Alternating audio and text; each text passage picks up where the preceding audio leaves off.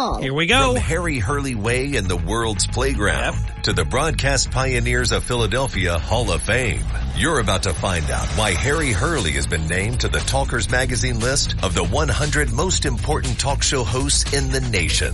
Live from the studios of Town Square Media in Northfield, it's Hurley in the Morning on WPG Talk Radio 95.5 and the WPG Talk Radio app. Thank you and welcome back. It is Tuesday. Of course, it feels like Monday, and it's going to be a fast week.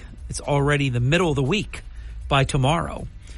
Hope your weekend was great. Hope you reflected on what it was all about. I still am just struck at how many people, not you, how many people don't know what Memorial Day is. Happy Memorial Day? No. People that confuse it, the Squad, for example, those horrific members of Congress, they're all mixed up about it. It doesn't, I guess, just a year goes by and then you have to remember all over again. But a lot of confusion about what Memorial Day really is. I hope you did have a nice extended weekend. The weather, other than yesterday, and yesterday wasn't completely a washout, but it did cancel some of the different activities. Good weather. It was better than expected, actually, than the forecast. Since we were last together, Basketball Hall of Famer Bill Walton has died at just 71 years old. I don't know how many people even knew that he had a prolonged battle with cancer. Quote, Hall of Fame center Bill Walton has died of cancer.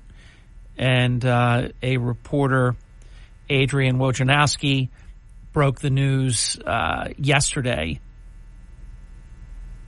at around 1:30 in the afternoon. Bill Walton was a dominant college player. In his day, you couldn't dunk. So he had this move where he would just about dunk it and then just drop it in. He was a great NBA player. They've had teams that the NBA has celebrated at the 50th anniversary of the NBA, 75th anniversary, and he was always on those teams. So a dominant college player, a great Hall of Fame NBA player, two-time world champion, and then went on to a career which was as good as his playing days. An awesome television color commentator. Always did a great job. I think a lot of people were surprised when they looked at the stats. I heard somebody say that he averaged 11 points per game. I don't think that's true. I think he exactly averaged 13.3 points per game, but it shows you that he was an ultimate team player. Now, his career was disrupted. He had chronic foot injuries and things like that. But when he was playing and able to play, he was a great center. I think he was 6 feet, 11 inches tall. And he looked to pass more than to score. His impact on the game was, in fact, massive. And sad that that he's gone at a young age. Well, Trump, I should say New York v. Trump, is nearing the end. Hopefully, they get done with the closing summations. Closing arguments are today and probably the whole day, maybe a piece of tomorrow even, but by tomorrow, the jury should have the case. And while everyone has been hung up on, oh my God, if Trump is convicted, what does this mean? Does now that Biden leads? Because that's what it's all about. The White House is already whispering they're going to be commenting on Trump and all of this. Biden's responsible for all of it. I don't care what they say after the fact, whether it's acquittal, hung jury, conviction, and I won't venture a guess, because if it was, look, if it wasn't in New York City or Washington, D.C., or places like Fulton County, Georgia, and some ash heaps in California, if it was in a normal part of America, this case never should have been brought. They absolutely did not prove any intent. They proved nothing. But this Mershon has been such a shady, horrible judge that I have no feel for what this jury, they're taken out of the courtroom at times. They saw the way Mershon treated the defense only had 2 witnesses. And they saw how Mershon treated the second witness, Costello. And you just don't know. We don't know what his instructions are going to be. I mean, he's not even telling the jury that there's no crime with the NDA or paying Stormy Daniels. It's not a crime. What if the jury goes in there?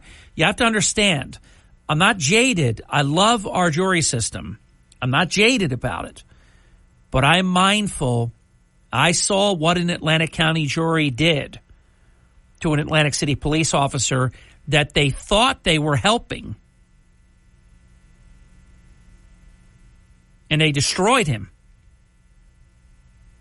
So I have no idea. I don't know how these 2 attorneys are going to behave in jury deliberation. Are they going to try to take the thing over? Are they going to... They might say, look, even if you don't like Donald Trump, the prosecution didn't prove their case. I mean, I'm not ruling out an acquittal could happen. And I'll tell you, if Donald Trump, and that means unanimous, one can hold out and it's a mistrial, hung jury.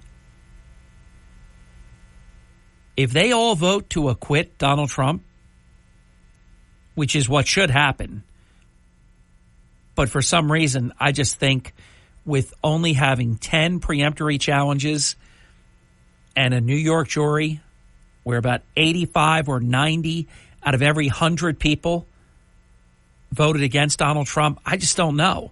But keep in mind, there are people. I mean, I'll be honest with you. I could do it. If I was in there and there was someone that politically I didn't line up with, if a case wasn't made to convict them, I would never vote to convict. Now, we can hope and pray that that's the Constitution that other people will go in to their deliberations with. I get asked this all the time. I mean, all the time. What do you think is going to happen? What do you think is going to happen? If I had to pick one of 3 scenarios, and there's really a 4th, but it's not in play because Mershon is not going to throw this out. He's done everything he can to get Trump convicted. And if he does succeed in that, which it is possible, Trump will ultimately prevail, but likely it would not be until after the election. I mean, politically speaking, the best thing that can happen is for Trump to be convicted. But I don't want that. And people think, oh, well, you're just saying that, making something good out of something bad. No. Quinnipiac University, which is a horrible poll, never, ever is it good for Republicans. After the break, I'll share with you what they have come up with. Finally, someone has polled the definitive question. Because all the speculation about, well, so far, everything, anytime Trump got bad news, it turned into good news for him. But We don't know if he's convicted what will happen. I'll give you an example of if Trump is convicted this week. What does that mean regarding Trump versus Biden for the presidency? We'll be back. Don't go away. Glad we're back together. Missed you. We'll be back right after this. People all over the Jersey Shore have found the easiest way to stay connected to South Jersey's talk station. It's the WPG Talk Radio app. Read free, unlimited South Jersey news. Listen to your favorite talk shows. Send us breaking news tips and more. The WPG Talk Radio app is powered by Smokers Haven. You'll find the finest selection of cigars at any of their 5 locations. Stop in and let them help you find the perfect cigar to pair with your life. SmokersHavenNJ.com. Fox News commentary. Hillary Clinton is still blaming everyone but herself for losing to Trump. Which group is feeling her wrath this time? I'm Tommy Lahren. More next. Donald Trump Jr. here. Since January of 2021, the cost of living has increased by 17.9%. You can't get that money back, but you can stop your losses by diversifying into a gold IRA from my friends at Birch Gold Group. To learn more, get your free info kit on gold IRAs by texting the word SHELTER to 989898. That's SHELTER to the number 989898 to get your free info kit from Birch Gold now. Message and data rates may apply. It's a headline in its 8th year now. Hillary Clinton blames everyone but herself for losing to Trump in 2016. In fact, if you Google Hillary blames, the search results are literally endless. But in this most recent case, Hillary told the New York Times she blames, drumroll please, women. Yes, she said that after then FBI Director James Comey reopened the investigation into her private email server, women voters weren't willing to take a risk on her because she, as a woman, is expected to be perfect. She went on to say that voters are willing to take a risk on imperfect Trump because he is a man. This song and dance is so old and tired, kind of like Hillary herself. Hillary, you lost because we don't trust you and we don't like you. And guess what? We wanted Trump and we still want Donald Trump. Get over it and get over yourself already. I'm Tommy Lahren, and you can watch my show, Tommy Lahren is Fearless, at Outkick.com. Starting your day the right way with Hurley in the morning on South Jersey's talk station, WPG Talk Radio 95.5.com. You're waking up with Hurley in the morning. Established, reputable. WPG Talk Guilty Radio as charged. 95.5. 21 minutes past the hour. This portion of the Hurley in the Morning program brought to us in part by the Virginia Hotel. Tucked away on Jackson Street in cool Cape May is the Virginia Hotel, the standard for boutique luxury in Cape May, New Jersey. It's an impeccably restored 1879 landmark building with 4 additional delightful cottages. Look, if I were king, these would not be called cottages. They are beachfront homes. We've stayed in 3 out of the 4. They are magnificent. It is such a wonderful stay. If you do have the opportunity, and you can rent part of the cottage, you don't have to rent the entire house. It's really doable. They combine history with modern day amenities. It's all the things that Curtis does at all of his properties. Superior service, and then you have a unique hotel experience. Elegant guest rooms, thoughtful spaces to meet. Each morning, there'll be a delicious made-to-order breakfast delivered to your exact specifications, and it's really great ingredients like farm-to-table, farm-fresh dining. It's all good. As a guest, you're just steps away from the Ebbett Room, which is one of the greatest restaurants in the country. It's on-site, fine, farm-fresh dining, creative cocktails, nationally recognized wines, live music from acclaimed pianist Kenneth Richardson. It's all the perfect soundtrack.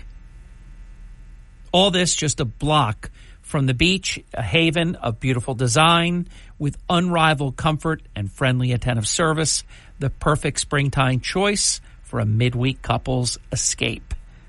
Book your stay now at caperesorts.com/Virginia. The Virginia Hotel and Cottages, boutique elegance since 1879. All right, so let's have a candid conversation I don't want this to be true, but you better prepare yourself that this could be the result. We have no idea what's going on. We think we do. No matter how much, and I'm putting myself in your crowd, I would have liked, and I guess it would have been even more of a freak show, but I would have liked it to have been televised. But New York doesn't do that. And I know the reason they don't do that, because they want to do crap like what Mershon got away with, and then you don't get to know about it until it's too late. Then if they get a guilty verdict, they don't care. Remember now, Democrats don't care how they win in elections, and they don't care how they win in something like this. You know, a lot of these Democrat stations are hedging. Oh, this has not been a good case. Oh, they didn't put on a good case. Oh, my God, Michael Cohen, the worst witness you could ever have. Oh, they didn't have anything. There's no intent. They didn't prove anything. So they're hedging their bet. But understand something. If Trump is convicted, they will wipe that grease board clean like they never said any of it. And just talk about, oh, my God, the first president in American history to be convicted of a felony. And then the Biden campaign is going to be referring, I told you this a long time ago, they'll be referring to President Trump as a convicted felon. Look, you know, you might not like, we've had some hard times and our policies are working. You just don't know it, but I know it. They're working great. Bidenomics is wonderful. You just don't know it yet, but you will. And I'm running against a convicted felon, though. So, I mean, you can't. It's like when he was on that Charlemagne the God, and he said, if you don't know if you're voting for me or Trump, then you ain't black. This is the way they operate. They want to disqualify the opponent, and then they're all that's left. They have to win. And they don't care how they win. So you better prepare for the fact that Trump could be convicted this week. And then what will that mean? Here's what I've always believed it would mean. The people that don't like him are going to say, oh, I won't vote for him now that he's convicted. Well, you weren't voting for him anyhow. So Quinnipiac University, which is a very Democrat-leaning polling institute, in my opinion, and I think the results over many, many years back me up on that, polled the question, if Trump is convicted in New York,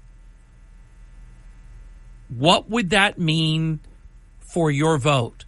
It is literally the question that should have been surveyed all throughout this process, because it's the only one that matters. Now, I believe Trump being convicted will increase his fundraising and increase his polling. I don't want him to be convicted, though. I'd rather not test that. But if he is convicted, these are the results of the Quinnipiac University poll, which took place since we were last together, and that was only a few days ago. 62% of those surveyed, and I don't have the tabulars. My guess is that it's registered voters, but I don't have the tabulars, so I can't say. But I can tell you this. 62% of those surveyed said if Trump is convicted in New York v. Trump, that it will have no difference on their vote. Get ready for this one.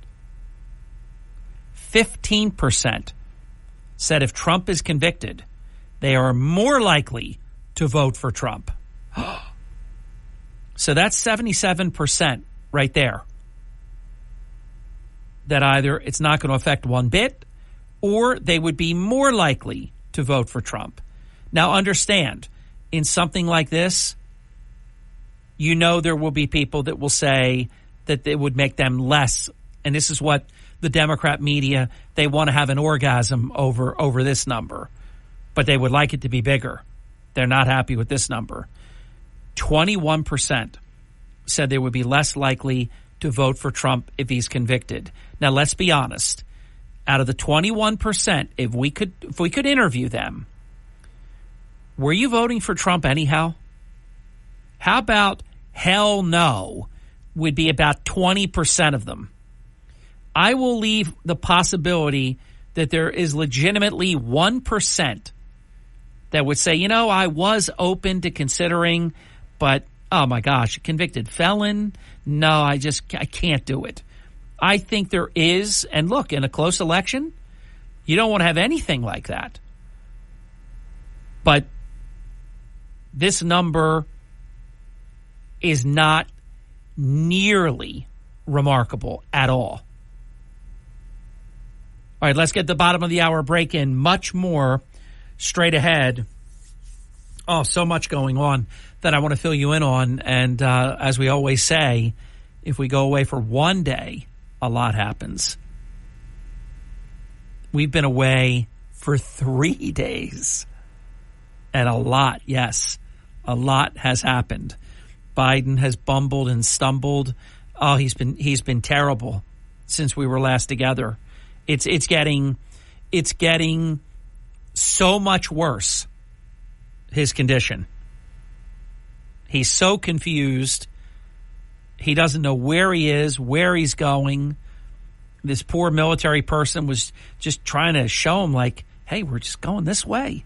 He doesn't know what's going on. And it's getting more and more bad moments than probably the handful of good moments where everything is lit up. And I shouldn't say everything, because I don't think he has any perfect moments anymore, but perhaps some better moments.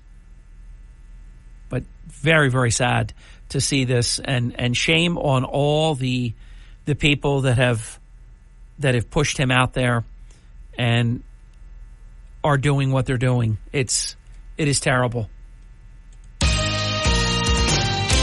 This is the Town Square, New Jersey Info and Weather Network. Thank you. It's Harry Hurley at 30 minutes past the hour. I published 5 articles on Saturday, 5 articles on Sunday, and I took it a little bit easy yesterday and just published 2. 3 stories that you can follow on the WPG Talk Radio 95.5 app. We have a lot to choose from. Cape May prosecutor has commented about Ocean City and Wildwood violence. That was terrible since we were last together. Philadelphia television anchors, I write about a cool angle there, and a Cape May, Atlantic County Republican who can win. From the Town Square, New Jersey Info and Weather Network, I'm Chief Meteorologist Dan Zarrow. The big weather story, humidity scaling back today, and it'll stay away for the rest of the week. We'll see mostly sunny skies and a fresh breeze today. Still on the warm side with a high of 81 this afternoon. Tonight will be clear and comfortable with a low of 61. Tomorrow, sun to start, then clouds build in, high 78. Spotty late day showers and thunderstorms possible. Still a shower chance on Thursday. Get weather 24/7 wherever you are. Download our free mobile app today. This is an important safety. You're waking up with Hurley in the morning on South Jersey's talk station, WPG Talk Radio 95.5 and the WPG Talk Radio app. Hurley in the morning. They really do separate fact from fiction. WPG Talk Radio 95.5. Hey, thank you. Welcome back. It's 35 minutes past the hour on the Hurley in the Morning program. And I can promise you we have quite a program in store for you. We have Kirk Conover coming up in the next hour. We have Chuck Malamut at 8, and then we're going to have Wide Open Forum in the 9 o'clock hour. Looking forward to all of that. Just give me 1 second. I am updating something. I told you we've been very busy over the weekend. We've provided a lot of coverage about the stabbing in Ocean City and all those violent incidents. I'll tell you what, it was Chairman Mike Donahue that wrote a very accurate comment about this on social media over the weekend. This current situation that we have all over the country, where lawlessness, people that just feel that it's okay to break things, steal things, hurt people, it is so un-American. It's so against everything that we are about as a country. And I'll tell you, we have to do something. And let me just, I've updated something that I want to show to someone. We have to make the penalty for this kind of thing disproportionate. It's got to stop. I mean, Ocean City is billed as America's favorite family resort. And I'm sure you've witnessed some of these videos over the weekend of teenagers and young adults running like they're in Mexico running with the bulls. Only that's not what they're doing. Wildwood, it kind of sort of started there, and now in Ocean City. And this isn't new this summer. We've got to find a way. That's why I like what Prosecutor Sutherland had to say. I like what Senator Testa has had to say. And if you want to go read their comments, go to my coverage on the WPG Talk Radio 95.5 app, and you can read what they've had to say. Sutherland is right on point. So is Testa. We have to find a way to end this behavior. I mean, don't you want to be able to go on the boardwalk and not worry that you're going to be stabbed or you're going to be assaulted in some way or verbally abused? I mean, I will tell you, I haven't done it in quite a while, and it's just my life, my job, and everything gets in the way. But I used to love going on the Ocean City Boardwalk. I used to love to go on the Wildwood Boardwalk. A number of years ago, I stopped even thinking about going on the Wildwood Boardwalk. This is not new, what's going on. It's escalating. It's getting worse, but it's not new. And now what? Are we going to get to the point where we're going to accept? You can't allow a free society to give in to the gangs. And I'm using that term loosely.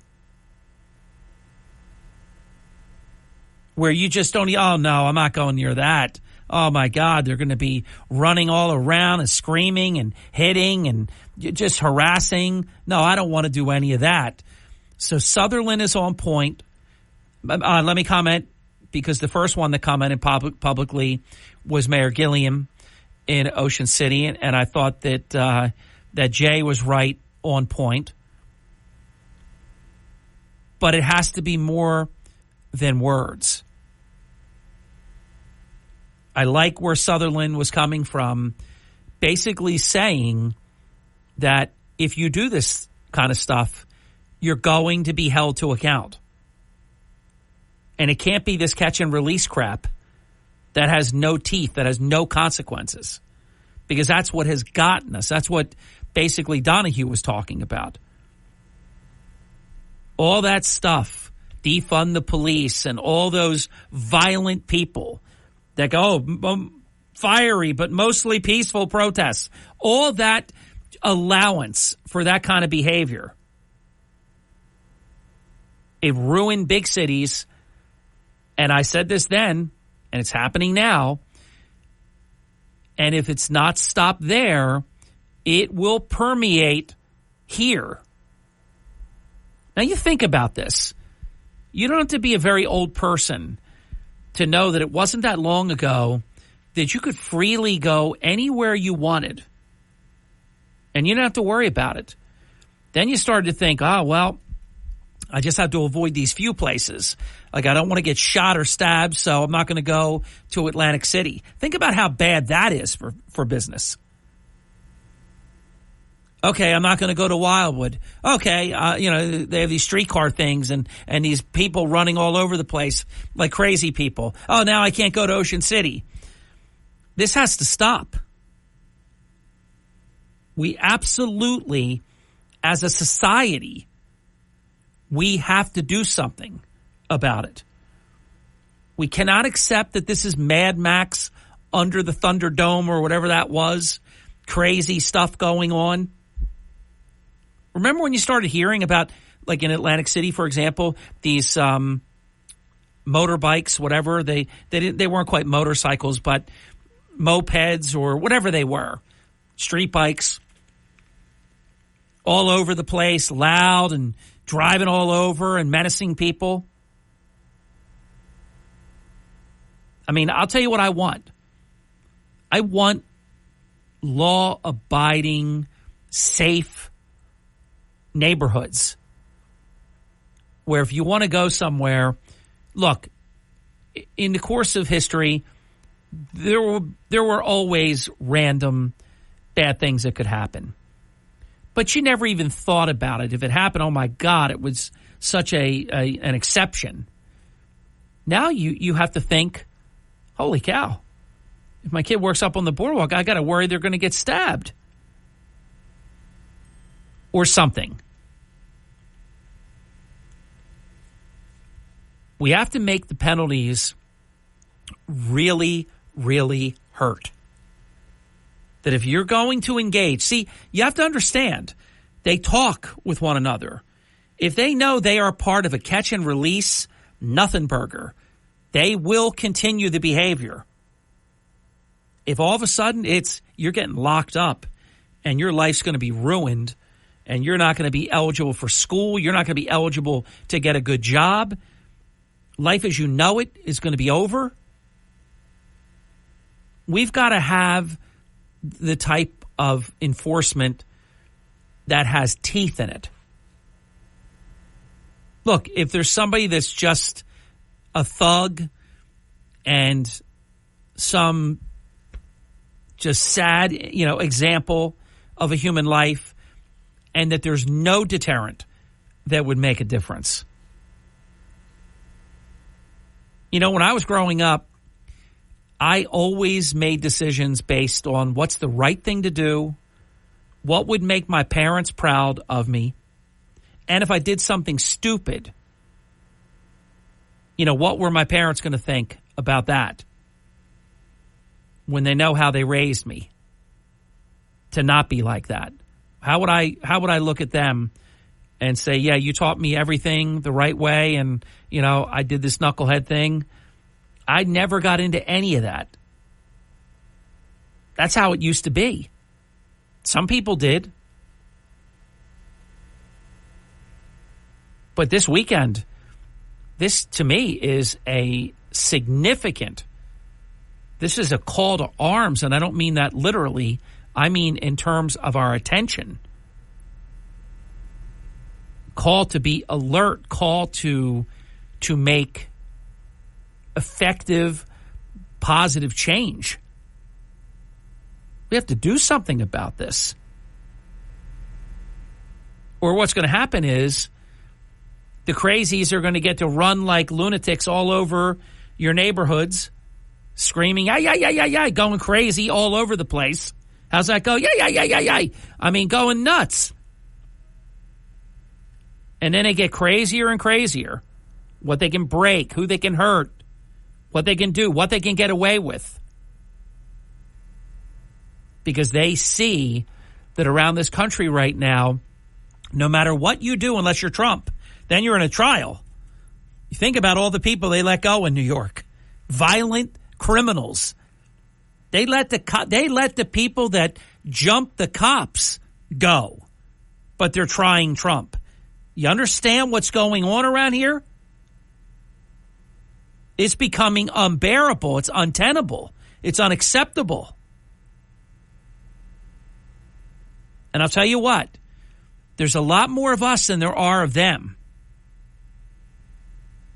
This system has to crack back at the problem, not coddle the problem, not release the problem with no penalties.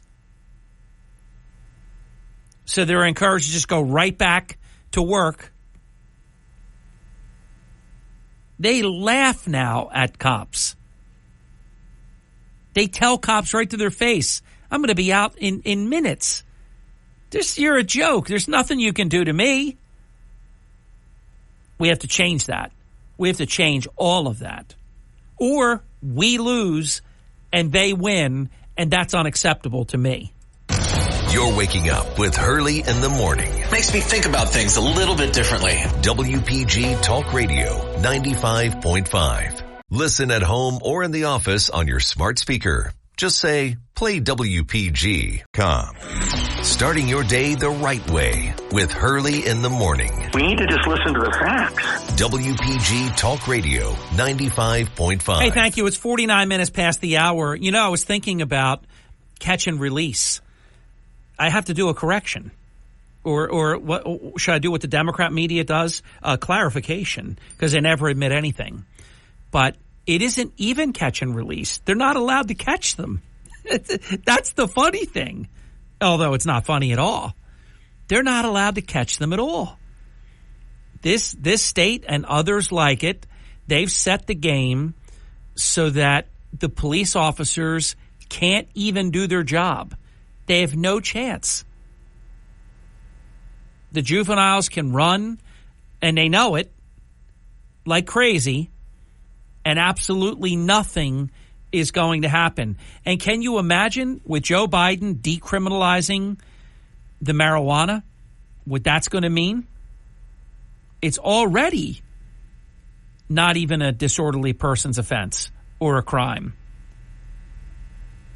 if it's a certain amount. And you get quite a bit. It's not until you're over 6 ounces of marijuana that you're actually in violation of New Jersey laws. I mean, this is a haven for juveniles to do whatever they want. And then cops can't even ask them who they are. Who are you? In the old days, parents used to look out for other people's kids. Hey, knock that off. Your mom and dad wouldn't go for that. You know, and now, oh my God, now if you tried to do something like that, the parents would be yelling at the other parents. I mean, you if you're looking at this correctly, you have to conclude this is a terrible mess that we are in. And it can't continue. It can't continue this way. These types of policies are absolute. You would know it on paper that they're doomed for failure. And then you watch it play out, and you can't be surprised one bit because you wouldn't have a chance. So a lot has to be done here. There's a lot of work. We need Governor Chitterelli. We need a new attorney general. We need decisions that are based off of what is best in terms of the best interests of communities and this kind of stuff. And then when it happens and you've got stabbing and all kinds of violence and crime going on, is that people make speeches later after the fact. It's not enough. I mean, it's got to be said. And the right people are saying the right things, but we have to do something about this.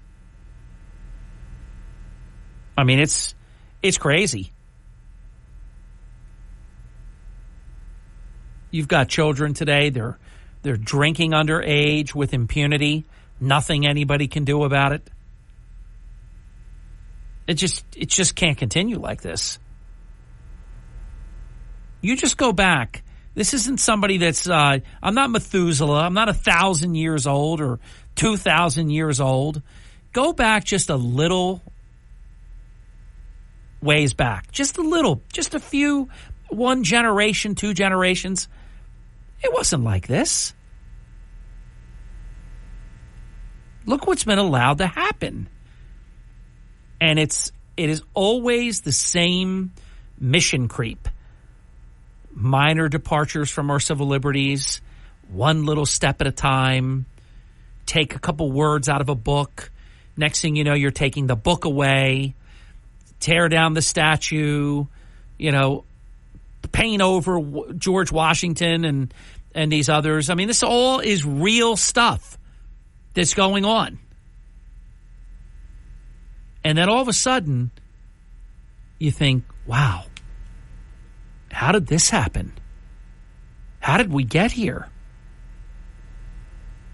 And it really is just one bad decision after another. Making alcohol no big deal. Making marijuana no big deal. It's just kids being kids. Well, that's not the kids I remember. I don't remember anything like this weekend, ever. Nothing like it. You would see some mischief, mischief night, throw some eggs at people's cars and houses and things like that, toilet paper, the trees and the property. Mind you, I have no experience in those areas, but, this is just historical referencing that we're doing on the program. I mean, you might see things like that in days gone by. Somebody might soap somebody's car, and write, boo on Halloween or something, or a mischief night. Not like what we see now. The violence and breaking things and the disrespect of authority. We just have to tell you, it's look, almost every job I've ever taken over has been like a worst to first kind of situation. Always have been used to taking over something that needed a lot of work. And I like that. I enjoy hard work. I enjoy the journey of taking something from worst to first. So I never complain about that kind of thing. But I'm telling you right now, we have a lot of work to do here. And it's not going to be easy. And it's going to require a very significant change in attitude, because nobody out there should want what we see happening, whether it was during that car thing in Wildwood, now this weekend in Wildwood. When Ernie Toriano has to shut the boardwalk down on one of the key major holiday weekends of the summer, that is just unacceptable. That's something, and look, I think he made the right call. They reopened it hours later, but I'm not faulting him one bit. It was out of control. And Ocean City was out of control. And Jay Gilliam is saying and trying to do the right things. And the Cape May County prosecutor, Jeffrey Sutherland, saying and trying to do the right things. But under the current circumstances, when cops can't even question these kids, basically. Now, look, if they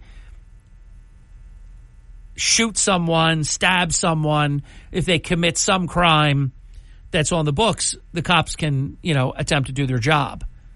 But there's a lot going on out there where police officers, their hands are tied right now.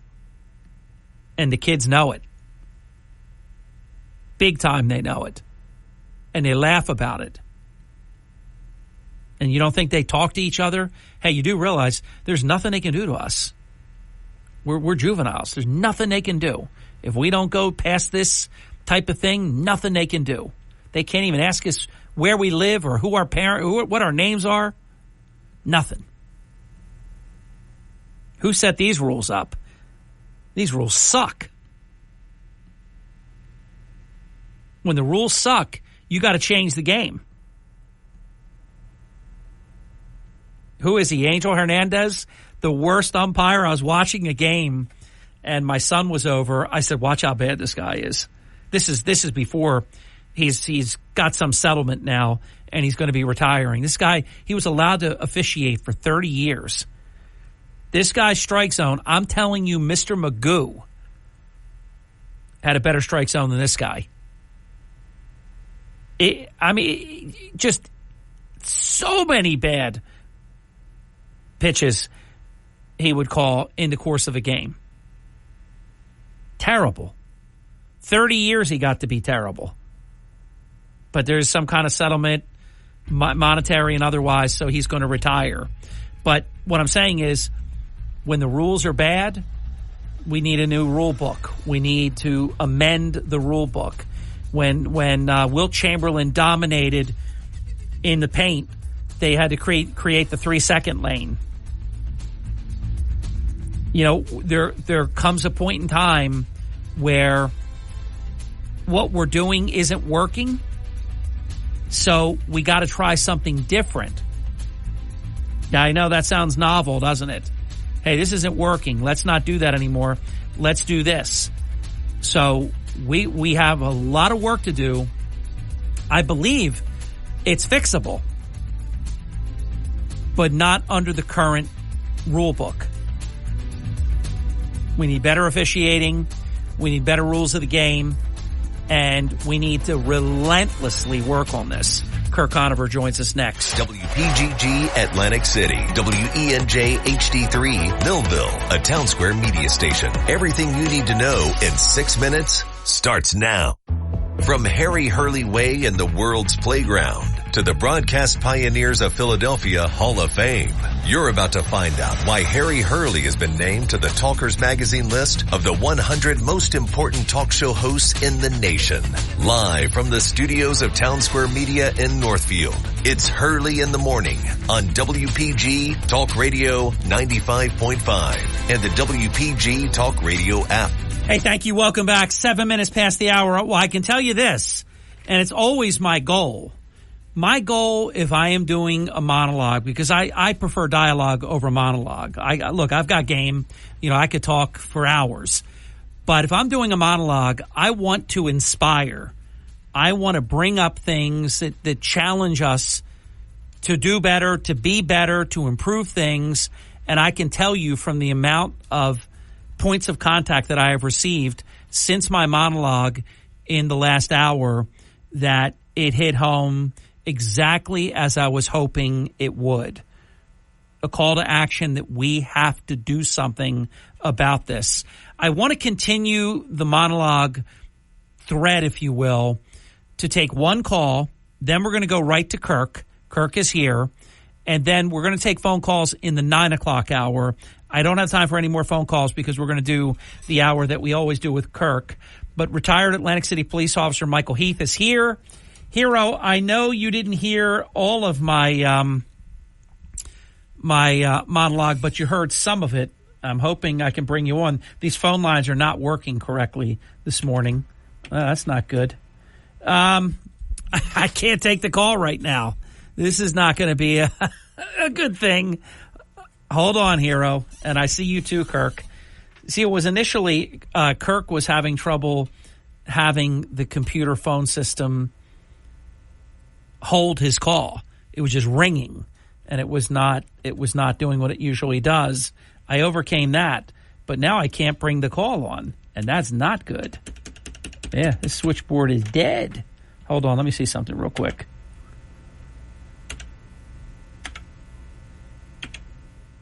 Hero, are you there now? Nope. Sorry, Michael. Michael, do me a favor. Call my cell phone. I will get you on the air through my cell phone. I know you can hear me through the phone line. There's nothing I can do. I can't even hang up on the phones. Nope, they're not working. Hero, call me on my cell phone. I will patch you in. Then, Kirk, I'll try to work out the way to get you. Hero, we make it happen one way or the other. Welcome. So you heard some of what I had to say. What were your thoughts about what happened? I mean, this is right in our own backyard. Ocean City, Wildwood, criminal behavior at a level that we as society cannot accept. No, Mayor, 100%. I mean, I only caught on the back end of what you were saying, and I knew instantly. I heard about 30 seconds, Mayor, because this weekend, honestly, my weekend, I was disturbed all weekend long from the video that was sent to me in reference to the one I saw in Ocean City and what transpired. And it was so upsetting, Mayor, because as like you said, let's just take it this far. When we grew up as kids, you were able to walk on the Atlantic City boardwalk and enjoy yourself with your family and go shopping and go on the rides and have fun and be safe. Okay. So in the last 30 years, we lost that. Okay. And I'm going to call it what it is. I ain't going to pretend that Atlantic City is America's playground because you're taking your life in your hands. And I'm sorry. So now to see this happen in Ocean City, Mayor, it broke my heart. And it just was so sad to me on one end that, and like I said, we know the police officers they're handcuffed. Okay, so that's the administration. All right, that's the any police department, man, that the men and women are not able to do their job. It's the administration. So yeah, we can do Monday morning quarterback, and I get it, Mayor. I'm talking to Ocean City Mayor. He's got to come on and say, oh, yeah, this is unacceptable behavior. And if you're not going to behave, you don't come on our boardwalk. What, are you kidding me, Mayor? That's really going to keep the thugs away, Mayor. That's what's going to keep the thugs away, or allowing the police officers to do their job and start locking these thugs up. Because let me tell you something, Mayor, as I text you, it will not be long because people will stop coming to Ocean City Boardwalk. They will stop bringing their families to Ocean City Boardwalk, and the thugs will take over. Property values will go down. Stores will shut down. It'll be a garbage pit. And that's what will happen if something doesn't change ASAP. It's got to change. And we can talk about it, and we have to, but, Mayor, something has to be done because this is unacceptable. And you're absolutely right. These juveniles and these thugs, they know they can get away with it. They're getting away with stabbing a 16-year-old boy on the board. And you know what, Mayor? I'm tired of hearing the news come on and say there was a fight on the boardwalk. No, there wasn't. There were 12 to 15 thugs beating up a young white kid on the boardwalk, and no one stepped in to help that poor kid, except for a female. It looked like a 16-year-old girl came over to try to lend some kind of assistance to this young man. Where are the men, Mayor? Where are the men out there anymore? Are you kidding me? Something has to be done, Mayor. And I know you're doing the best you can. And I'll tell you what, you tell the mayor of Ocean City, he better do something quickly, because otherwise you're going to be looking at the Atlantic City Boardwalk in Cape May County. Michael, good to talk to you. Thank you, Mayor. Thank you, Hero. We're going to be right back. Kirk, I'm going to reset the switchboard, so that's going to hang up on you. So that will not be that I want to do that. I have to do that. So give me about 2 minutes, and then I'm hoping that I can get Kirk on the phone lines the traditional way. If not, I will connect with him through my own digital phone. We'll be back. Don't go away. As always, don't try this at home. This is the Hurley in the Morning program. 13 minutes past the hour on the station that plays the winners, WPG Talk Radio, 95.5. You're waking up with Hurley in the Morning. Egg Harbor Township, Ocean City, Goshen, Cape May. WPG Talk Radio 95.5 and the WPG Talk Radio app. The truth and nothing but. This is the Sean Hannity Morning Minute. I mean, it's really just unbelievable how corrupt. And the judge, we have two experts they wanted to bring on. One is about the law in a court of law, about the very specific law and the novel legal theory that the prosecution is bringing in this case. And they don't even want to hear from the expert. I mean, why is that? Because the judge now understands that this has been an unmitigated disaster for Alvin Bragg and the prosecution, and they're likely to lose. So the only chance they have is to get an assist from the judge, the Biden donor, conflicted judge that should have recused himself. So that's where we now find ourselves. Keeping you on the straight path. Later today, it's the Sean Hannity Show. Hey guys, breaking news. Did you hear that gold hit an all-time high? And based on market analysis, it could soar even higher. With inflation increasing, global tensions escalating, and central banks buying gold at record levels, the gold boom could skyrocket to over $7,000 an ounce. In fact, experts claim that the gold investing madness is just getting started. And that's why we partnered with the highest-rated gold company, Goldco. They have earned over 5,000 five-star reviews from tens of thousands of happy customers who have diversified their savings with gold and silver. Today, Goldco is offering you up to 8 years in free IRA fees plus 8% instant match in bonus silver with a qualified account. Call 855-815-GOLD for free IRA fees, bonus silver, and a free gold and silver info kit. What are you waiting for? Join the tens of thousands of people who have already joined the gold rush and diversified their savings with gold and silver. Call 855-815-GOLD now. That's 855-815-GOLD now. now. You're waking up with Hurley in the morning. WPG Talk Radio 95.5. Hurley in the morning. Harry Hurley is the only person on the radio who isn't afraid to speak the truth about what's really happening in Atlantic City. WPG Talk Radio 95.5. Hey, thank you. Welcome back. It's 18 minutes past the hour. Let me get a comment from Kirk Conover on the weekend's violence between Wildwood and Ocean City and just everything about this. Kirk, your thoughts? I didn't hear the first question. That's right, because you're on my phone and you're not on the usual phone. The first question is as follows. Your take on what's happening this past weekend in Wildwood, in Ocean City. I mean, youth, gangs gone wild, violence, all of this. Your thoughts?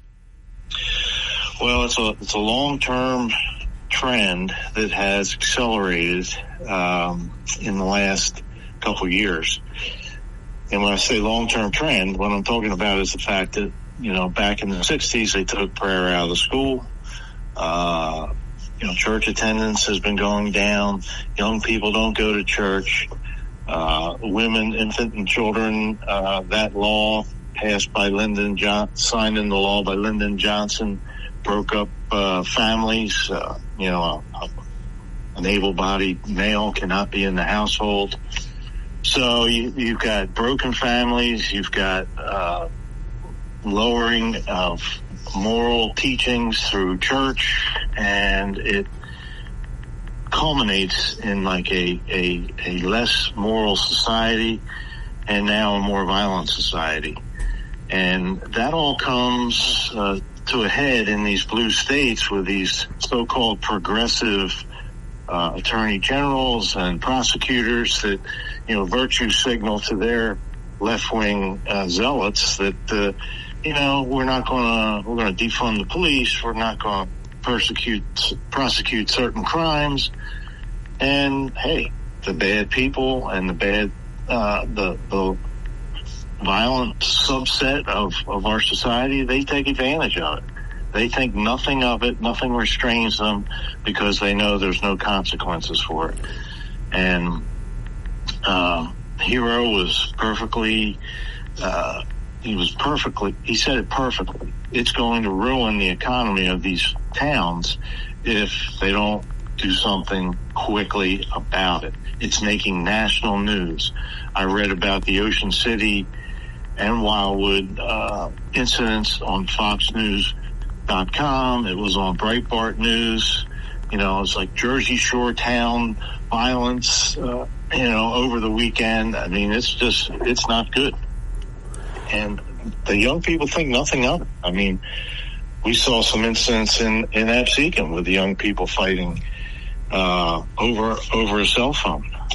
And fortunately the Absecon police were right there and they were all over it, and there was an arrest made. Unfortunately, it was the real fighters didn't get arrested. It was an adult that was with part of the fighting group that actually hit a 14-year-old.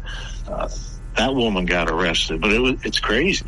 No, it is crazy, and I believe what Cape May County Republican Chairman Mike Donahue was talking about over the weekend. This is the direct byproduct of the Summer of Love. He didn't call it that. The defund the police. He did call it that, and a few other things that he brought up when all these bad things were happening, and the criminals saw that nothing was going to happen to them. This encourages this kind of lawlessness. Yeah, and you didn't see this kind of violence this spring break in Florida because Governor DeSantis and the sheriffs, in Florida said, we're not taking it. You're going to be thrown in jail. Don't come here and do this stuff.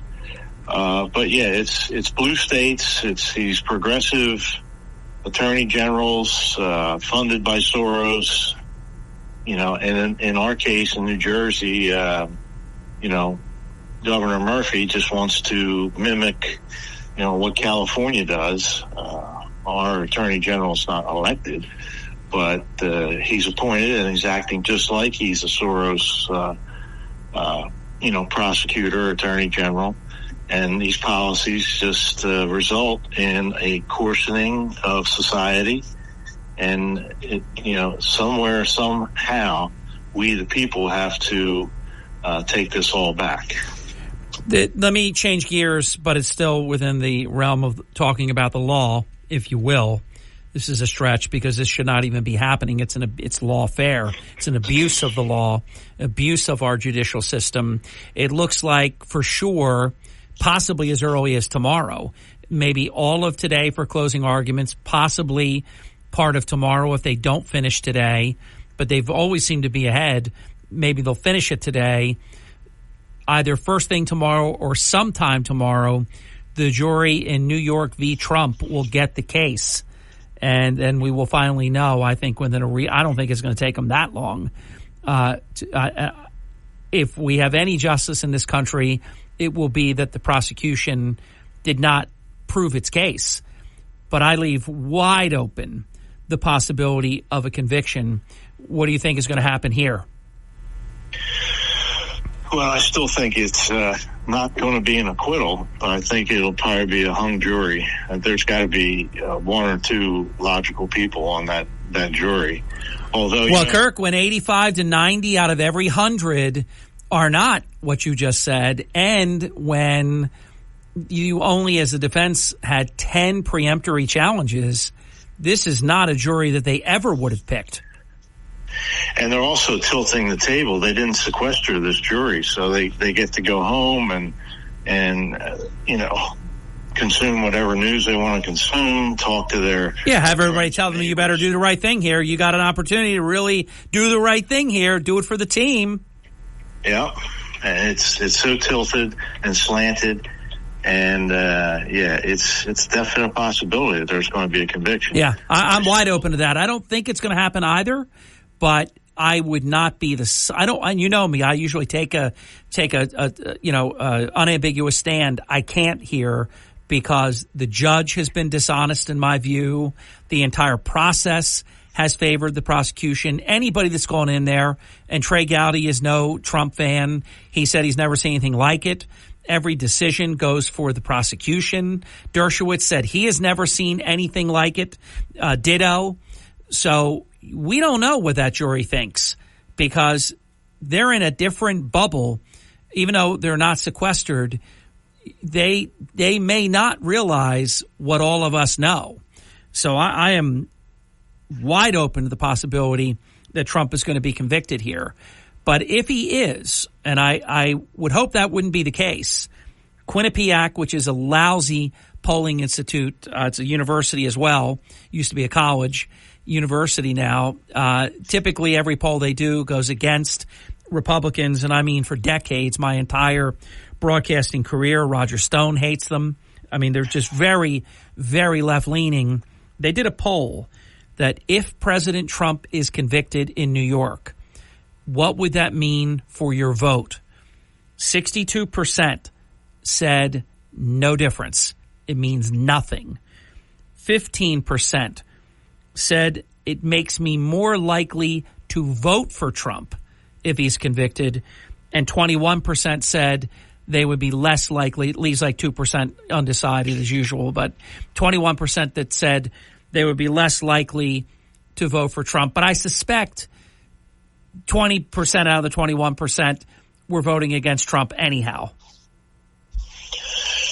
Yeah, I saw that poll, and it was, I believe, registered voters as opposed to likely voters. And yeah, I believe those numbers because, most people see this for what it is. It is a show trial. It is strictly a political prosecution to damage the leading presidential candidate. Yeah, but see, we know that, Kirk, but do the 12 jurors and the alternate jurors, do they know it? I mean, for example, I don't even think it's clear to the jurors whether the NDA, non-disclosure agreement, and the payment to Stormy Daniels is not a crime. Why they allowed that even in the trial when it's not a crime, then they ask at the end to Judge Merchan out front, outside of the jury site, could you please instruct the jurors that that's not a crime? And he said, no, I won't. He said, you mentioned it once in the trial, and I don't have to. I mean, this is the kind of trial that we're getting. Yeah, it's totally slanted, unfair, and it's going to be a heavy lift for the defense to make their closing argument and make all this clear. Well, they're not going to make it clear, Kirk. That's the whole point. They're actually going to instruct the jury that they can kind of find whatever they think. There's 3 different ways that you could say that a crime is committed, and we're not even going to tell you what they are. I mean, these jurors this is the first trial probably in the history of the country where the defendant didn't know what he was charged with. Yeah, it's obviously a kangaroo court show trial. Like I said last week, it reminds me of the Soviet Union, but at least the Soviet show trials were at least much more efficient. They got them over in a couple days and got the publicity out of them they wanted to, And by the way, this is a terrible thing to say, but they at least tell you what you're charged with. It's bogus, it's terrible, and they're awful, but they at least tell you what you're charged with. And to think about it, I mean, the lamestream media, Mockingbird media, whatever you want to call them, they keep saying it's business records fraud. Business records fraud.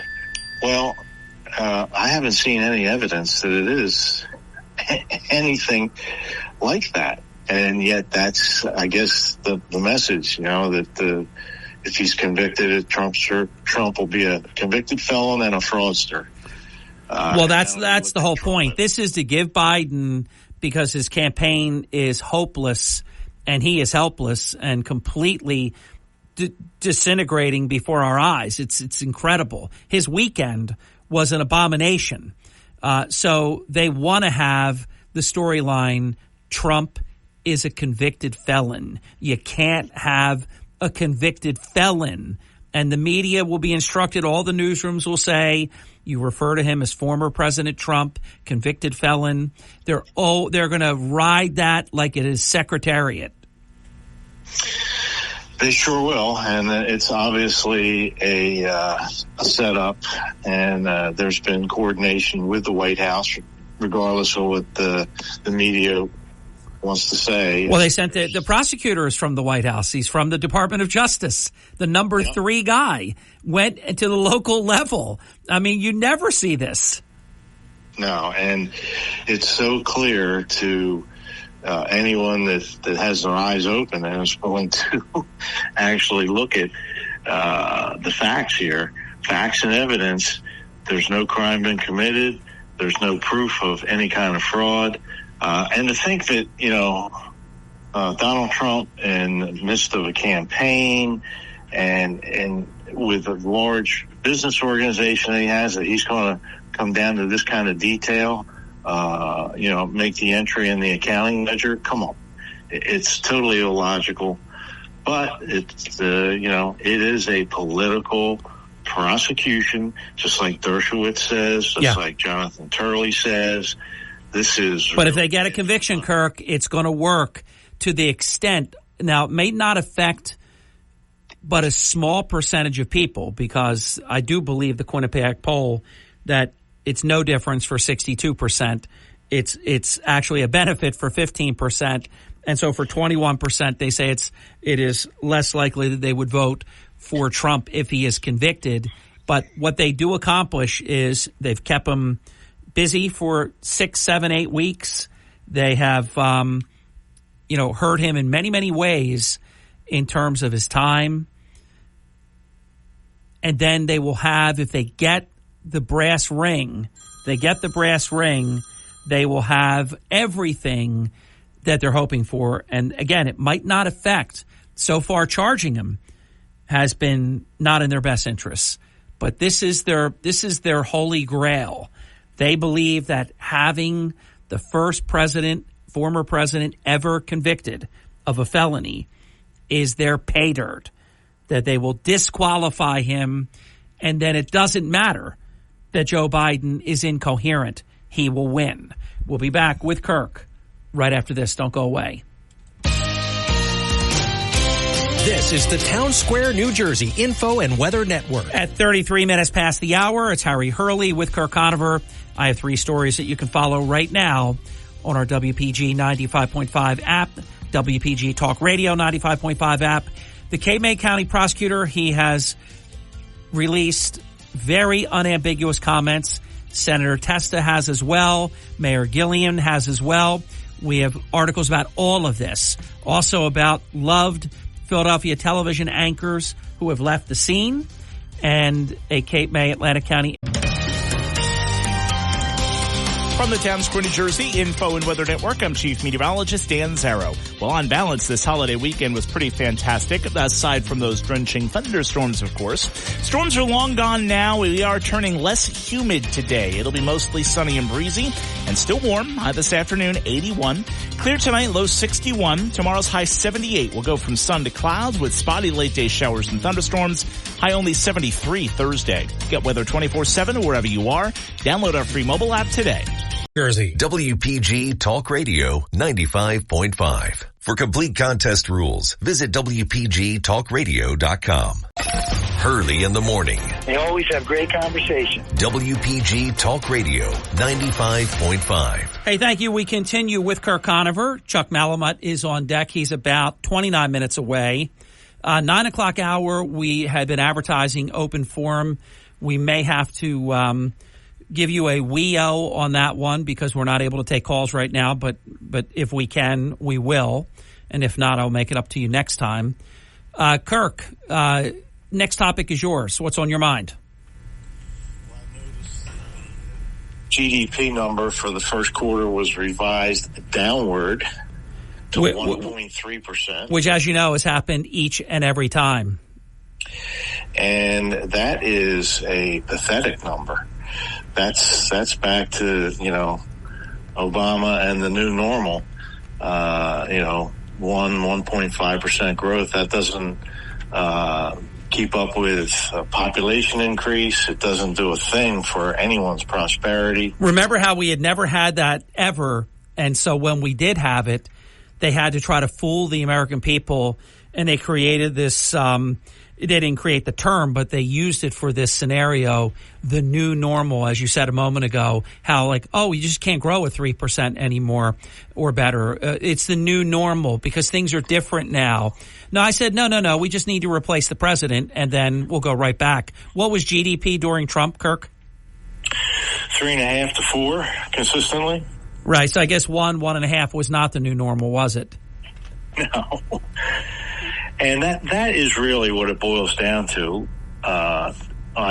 Kitchen table issues of the economy. Inflation is still persistent and cumulative. You see all these things. Oh, inflation's going down. Well, no. Prices are still rising. Food prices. I look. They do the annual article, how much a barbecue costs over Memorial Day. It's up, 27%. Hamburgers, hot dogs, those kind of things, up 27%. Rookie mistake. Go ahead, Kirk. Since Biden took office. And these kind of things are grinding on the American people. And, of course, it's all due to the tremendous $4.5 trillion of overspending. There you go. That Biden did, and the economic policy of spite. Yep, Kirk, hold it right there, Mr. Spite. Hold it right there, Mr. Spite. In fact, I have great news. The outlook, if I were your weather forecaster, I'm sort of like a Hawaii weather forecaster. It is 80 degrees and sunny today, and tomorrow, and the next day, and the next day, and the next day, and the next day. Kirk, call your usual perch. I'm disconnecting the H phone. Call your usual perch. And it looks really promising that we will be having open forum for the entire 9 o'clock hour, which is wonderful. Kirk, call me on the usual phone, not this one. Kirk, call me on the usual phone line, not this one. We got it working. Bye-bye. Okay. You didn't hear me the first time. I thought I was clear. It is 41 minutes past the hour on the Hurley in the Morning program. We'll be right back. Don't go away. Mark Levin. Biden, the international arsonist. The Communist Chinese want Biden reelected. Putin wants Biden reelected despite all the Democrat Party's best twisting and turning and pushing and pulling. The Islamo-Nazi regime in Iran never had it so good. They're getting billions and billions, rearm themselves. They've destroyed all opposition among the people in Iran who want nothing to do with that government. They love Joe Biden. Mark Levin on South Jersey's talk station, WPG Talk Radio 95.5. You're waking up with Hurley in the morning. I'm looking for trustworthy news. WPG Talk Radio 95.5. And that's what we do right here, the gentlelady. You didn't have to go far. I am pleased to report this portion of our program brought to us in part by this wonderful Cape Resorts property called the Pridwin. One word, Pridwin. Pridwin. And I'll tell you a secret. It's on the east end of New York. There's an island that I think a lot of people don't even know about that makes you feel like you've stepped back in time. It's a true getaway. It's refreshing, and you're removed, but yet you're easily accessible to everything that is surrounding. It's just a 5-minute ferry ride from the mainland. Here, you'll find a 7-acre resort steeped in timeless charm and modern luxury. It is a typical Curtis Bashaw, just home run. The Pridwin Hotel and Cottages are perched overlooking the sparkling waters of Crescent Beach. Imagine water view cocktails and cuisine as boats bob in the harbor all around you. Pickleball, tennis on warm sunny days, bicycle trips around town, hiking, swimming, croquet, live music, dips in the pool, and s'mores by the fire at the end of the day. So much to do. Even after 3 days, there's still more to explore. And that's just at the Pridwin. There's even more to discover in town. So come discover a new island and discover the Pridwin Hotel and Cottages, serving Shelter Island since 1927. You can learn more and book your own escape at caperesorts.com/Pridwin, Pridwin. caperesorts.com/Pridwin. Oh, this melodious voice you're about to hear is now not going to be degraded through my external speaker of my smartphone and coming right through the wonderful technology here at Town Square Media's WPG Talk Radio 95.5. Kirk, welcome. It's wonderful to be perfectly clear. Yes. Oh my goodness gracious, Kirk. Although, look, we did what we had to do. The content you just shared was so important, though, and I'm sure it's going to come up during Chuck's program because something that we have paid attention to is how every single month we come back and say that the jobs were adjusted downward, the GDP was adjusted downward. I mean, they can't be wrong unless it's on purpose 100% of the time like this, Kirk. Well, we've discussed about how the unemployment number is, seasonally adjusted, and when you try to read the fine print of how they do it, it's like 2 pages of fine print how they do it. So you know that there's funny business going on there. So the numbers really can't be trusted. What can be trusted is the fact that this economic policy by polling and by spite has done severe damage to the economy. And what we need is to free up the economy, reduce regulations, get rid of these electric vehicle mandates, stop trying to put fossil fuel out of business.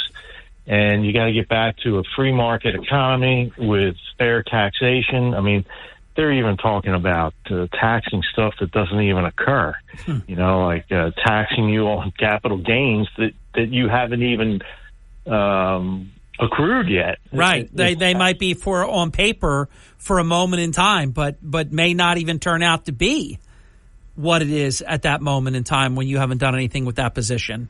It is typical socialism. They try to crush everything that's free market driven. Kirk, I want to give you an example. We talk a lot on this program about not listening to what they say because they lie. They lie about everything. I mean, Karine Jean-Pierre says, oh, my God, we can't keep up with Joe Biden. You should see what we see. Oh, my God. I mean, they make him like he's 18 years old and breaking, he's Roger Bannister breaking the 4-minute mile. They lie about lying. But I always say, watch what they're actually doing. For example, I picked up on something, Kirk, and if you picked up on it, fine. If you didn't, you'll know it as soon as I share it.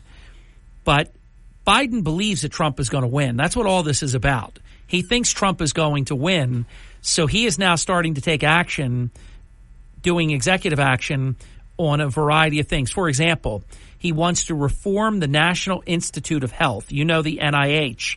This is a horrible organization. And he believes Trump's going to win and that Trump will set up new hurdles. And he wants to take any chance of him being able to do that away from him.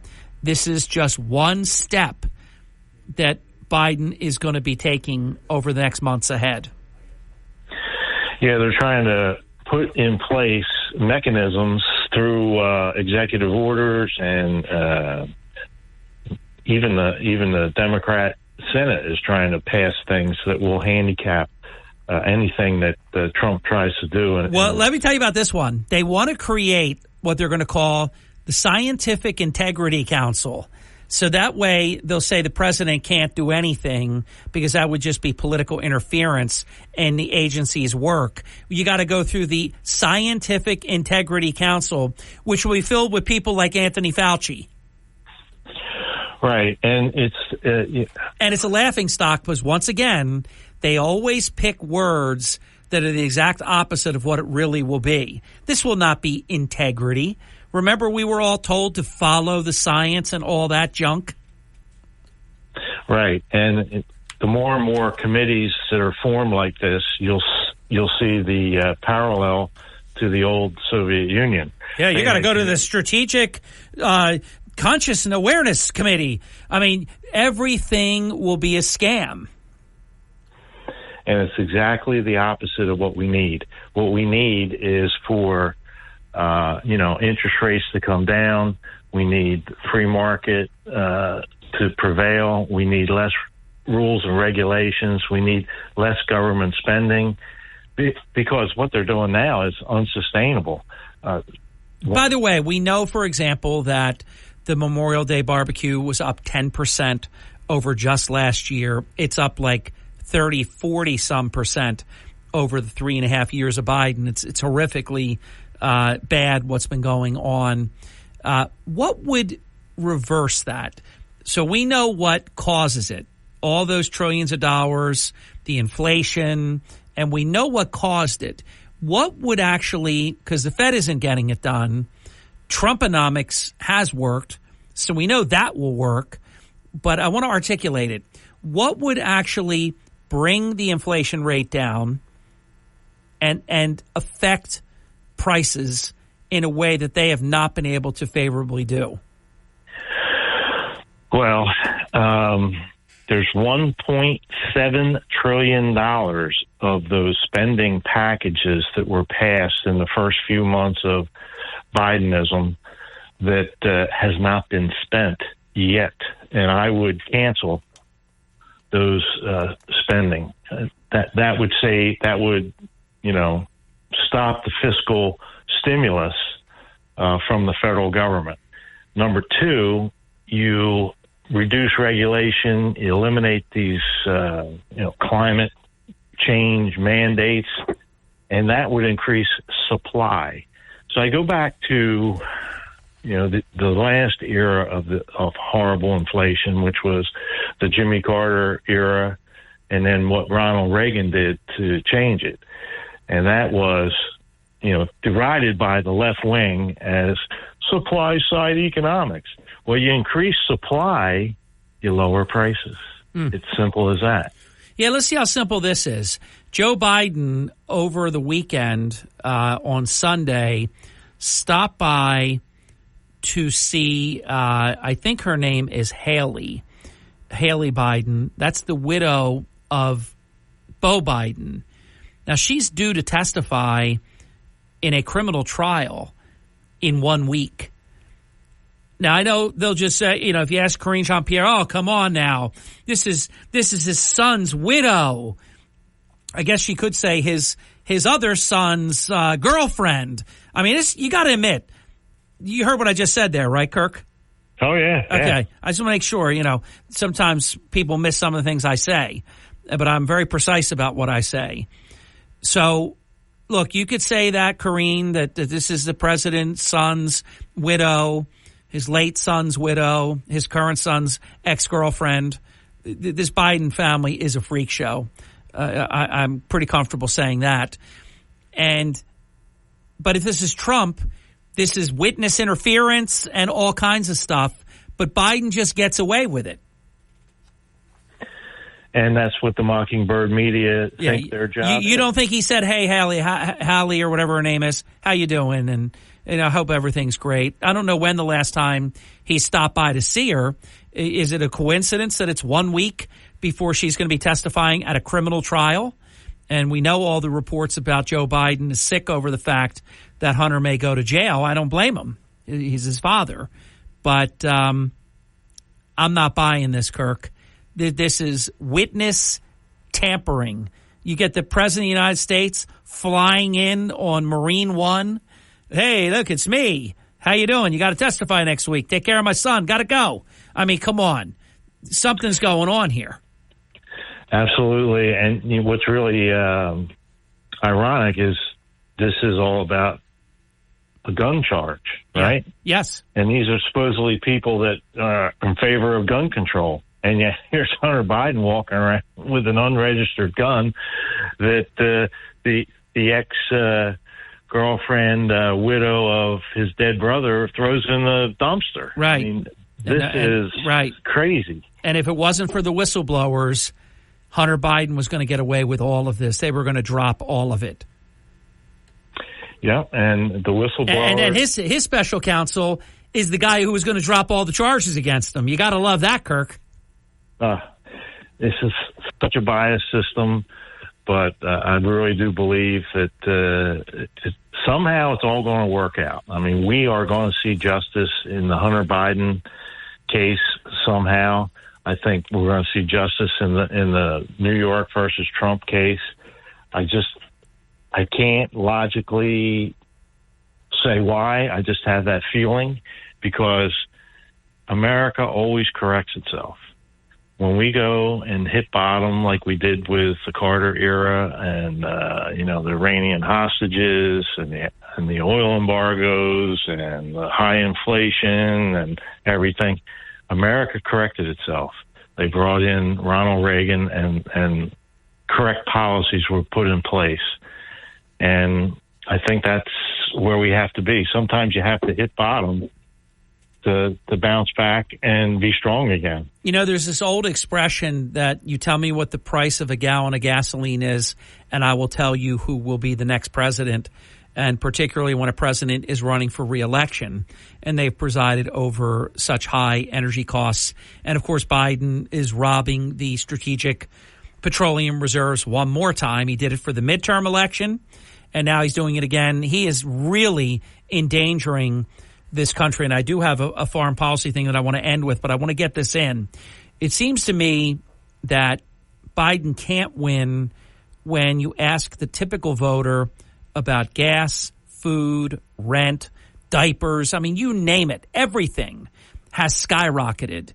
What was the expression that Obama said, that energy prices will skyrocket necessarily under my policies? I mean, this is what Bidenomics is. High inflation, high costs, try to crush energy. I mean, I think it's impossible to win with his record. It should be, and this is the first election where you're going to be able to compare 4 years of Donald Trump as president versus 3.5, 4 years of Joe Biden as president. What's the results for your family? What's the results for your economic prosperity? Wages, real wages, adjusted for inflation, have increased only 0.7% of 1% under Biden in 3.5 years, and they increased like 12% under Donald Trump. And not only that, but prices were contained under Trump. This is barely getting an increase, and prices skyrocketing. Let's conclude on a foreign policy issue. Biden is presently pressuring the United Kingdom and other nations to not sanction Iran on their nuclear program. People are saying that Iran is within days. I think that it's going to happen during the Biden presidency, which would be in keeping with the disaster that he is. I mean, think about that. If Iran actually achieves a nuclear power status, the world's largest sponsor of terrorism during Biden's presidency, he will literally go down as the worst president in the history of America. You could also make a case that these policies are traitorous. I mean, it's terrible.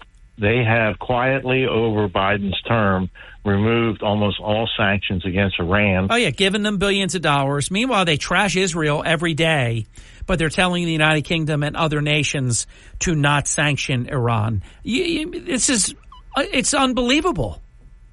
Yeah, and the sanctions they removed have allowed Iran to sell $100 billion worth of oil on the world market in the last 3.5 years. That has funded, plus the cash that they freed up and gave them, it's supposed to be used just for humanitarian purposes. Well, it's fungible, right? So doesn't it, just like the aid that goes to Palestine, tell me that's not Hamas controlling all that. Right. Come on.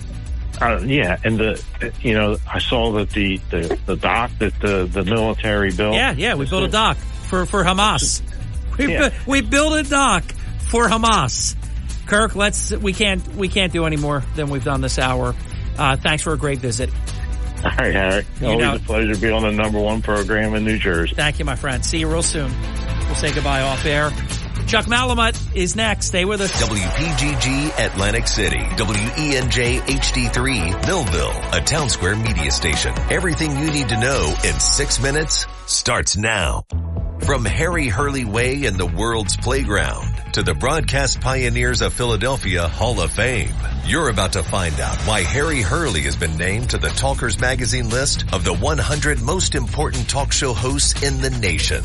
Live from the studios of Town Square Media in Northfield, it's Hurley in the Morning on WPG Talk Radio 95.5 and the WPG Talk Radio app. Thank you. Welcome back. 7 minutes past the hour. The following program is presented and sponsored by Chuck Malamut, a financial advisor at Morgan Stanley. The information, views, and opinions expressed on this broadcast are those of Chuck Malamut and do not necessarily reflect those of Morgan Stanley or its affiliates. They are current as of the date of this broadcast and are subject to change without notice. Neither the information provided nor any opinion expressed herein constitutes a solicitation for the purchase or sale of any security. This presentation is for informational purposes only. Morgan Stanley Smith Barney, member SIPC. Chuck, happy belated holidays. Harry, same to you. Did you have a good holiday? Busy. I was telling Chuck off air, it was not a relaxing days off. There's Memorial Day parades yesterday. Some actually got canceled, right? We were over the HT, and literally the skies opened up for the second or third time that morning, and they finally had everybody scurry, run into their cars, and they called that one off. Now I do know, I'm pretty certain, Harry, they did have the parade in Absecon, because I did see that taking place on Monday. So very good. Anyway, good weekend for sure at the shore. I mean, Harry, I think we had 2 wonderful days. Saturday and Sunday for sure. Yeah, and even better than had been forecasted. So really, if you think about it, Friday was nice, Saturday, Sunday very nice, And Sunday was, there were parts of the day where Sunday was very nice as well. Or Monday, rather. Monday, yeah. There was a lot of rain, but there was a portion of the day. And it looks like we'll have a good week here. Yeah. And it's hard to believe that we'll flip the page in a few days and we'll be back here next week. It'll be the beginning of June. I know. And so this Friday is the last day in May. It's just, this year is flying by. Yeah. Incidentally, not lost on me, Kirk Conover mentioned that GDP was revised downward. So this trend that we have covered for the entire Biden presidency, Chuck Malamut continues. So, Harry, why don't we spend a few minutes and talk about last week in the market? Yep. As it turns out, the S&P in particular took a little bit of a breather. We had 4 weeks in a row where we rallied. We did have some really stellar earnings coming out of NVIDIA. That was all, everybody talked about that towards the end of last week. You know, the S&P, Harry, for the year is up almost 12%. The Dow, which again is, we always talk about, that being a rather narrow indice, only 30 stocks, was actually down last week, 2.3%. So year to date, it's up about 4.5%. NASDAQ, the winner, up 1.4% for the week, Harry. Year to date, now up 13%. International stocks last week, Harry, were down less than 1%. Year to date, now up about 7.5%. The top three sectors continue. We get a little bit of movement, between second and third spot, but in the first spot, communication services, still holds the lead at 21.6%. Second spot now is technology, up about 19%. And utilities, that we talked about just last week or the week before, have basically come out of nowhere, up about 14%. On the flip side, what's not working is real estate is the only sector year to date that's down. It's down about 6%. Consumer discretionary up about 1%, and healthcare up about 6.4%. We all look at the bond market. The 10-year Treasury last week, Harry, was down about 30 basis points. Year to date, down about 3.3%. So it's been a tough road, in the fixed income world. That's for sure. Chuck, are we in a bull market? Well, Harry, it certainly seems that way. There's a number of factors that drive this bull market. It's the path of the Fed. And inflation. There was, if you remember, in the beginning of the year, the forecast was for 6 rate cuts. Mm-hmm. Now we are probably looking at maybe 1 or 2. And Harry, I heard it over the weekend that actually the first one might be after the election, not prior to. Good for if that occurs, I will take back a lot of what I have been saying. I don't believe that, because if you're going to do it right after the election, you're going to do it before the election. But I could, I am occasionally wrong, not often, but occasionally. So if it is a bull market, can the bull market continue? Well, so Harry, part of the, part of the problem here is that when you look at what has transpired so far, and if the Fed, let's say the Fed doesn't cut rates, let's say the Fed increases rates. There has been discussion out there because of the strength of the economy, and I wish I had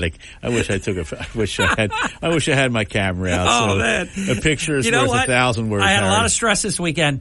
That just made up. I'm back home. I just feel so good.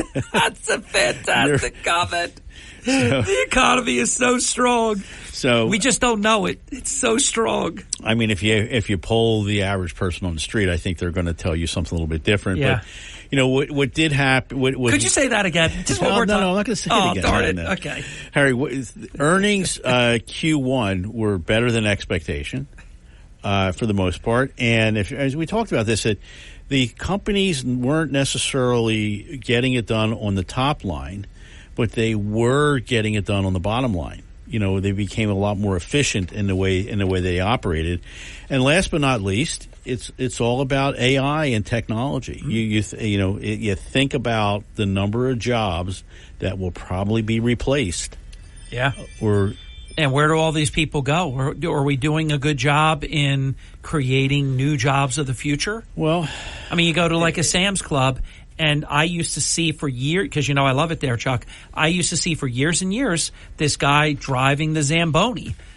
There's nobody on that anymore. It's a robot. I don't think it's called a Zamboni. I call it a Zamboni. No, it's what I'm talking about. It's a cleaning machine. Okay. But it's Zamboni. It looks just like it. A little mini version of the Zamboni. Come on, hockey manager. Stick with me. I'm going somewhere with this. So that person had to find another job. There's a lot of people that have to find toll another job. Toll takers had to find another job. And, cage coin cashiers in our old business had to find another job. So are we doing a good enough job in that area? Harry, I don't think we necessarily are. I don't either. Because if you look at the job creation, when we get the monthly unemployment report, it's hovering, around 4% or some crazy number, which... A lot of bad part-time jobs. I don't want to say it's a make-believe number, but you and Kirk certainly said that last hour. But if you look at the job formation, healthcare, consumer, fast food restaurants, government jobs, they're not the high-paying technology-type jobs that we need to keep the economy Chuck, growing. I know you've noticed this, and we'll just throw this in, and then we'll go to the break, and we'll come back, and Chuck will talk more economic data for the week. A lot of the fast food places, it looks like McDonald's, pulled the trigger first. Now Burger King is following. They're going to have $5 value meals because the prices have just gone crazy. And we talked about this just a couple of weeks ago. The differential in the price increases in the lower end fast food dramatically higher, like I think maybe 30 or 40% higher than a traditional restaurant. And what is happening is that a lot of people are being forced into making those very difficult choices as to how you can continue to run a household on a very, very limited budget with much higher prices. See if I can find this graphic. If not, I'll find it during the break. This was pretty stunning. If you look at just year over year, this isn't counting the last 4 years. Beef is up 6%. Hot dogs are up 7.1%. Condiments are up nearly 4%. Soda is up over 4%. It is sticker shock city. Well, you talked about the last hour with Kirk the price of a Memorial Day picnic. 10% up. And I think we year over year. I think we might have chatted about this maybe last week. We did. The price of relish up 49%. I know, Harry. This is crazy. I guess you can't put relish on a hot dog anymore. I don't. Thank God I don't. What's in relish? I mean, it's just like cucumbers. It's crazy. We'll be right back. Don't go away. It's Chuck Malamut talking all about your financial matters with his slightly younger and slightly more attractive little brother. You're waking up with Hurley in the morning. Brigantine. Mays Landing. EHT. Ocean City. WPG Talk Radio 95.5. South Jersey's talk station. You're listening to Hurley in the morning on South Jersey's talk station. WPG Talk Radio 95.5 and the WPG Talk Radio app. Wake up weekday mornings with Hurley in the morning. This is the stuff we need to talk about. WPG Talk Radio 95.5. I want to ask Chuck just for a moment because he can comment on this because I've learned during the break that he has seen it now. I put out an item on the WPG Talk Radio 95.5 app over the weekend urging everyone, if you have Amazon Prime, to watch the movie. It's called The Blue Angels Movie. Movie is in the title. It is a year in the life of the Blue Angels. It follows them from selection process to training to the air show season to the next people that will be taking over because they do 2 years, and they're always bringing in fresh new people. And Chuck, I found it to be one of the most profound, amazing things.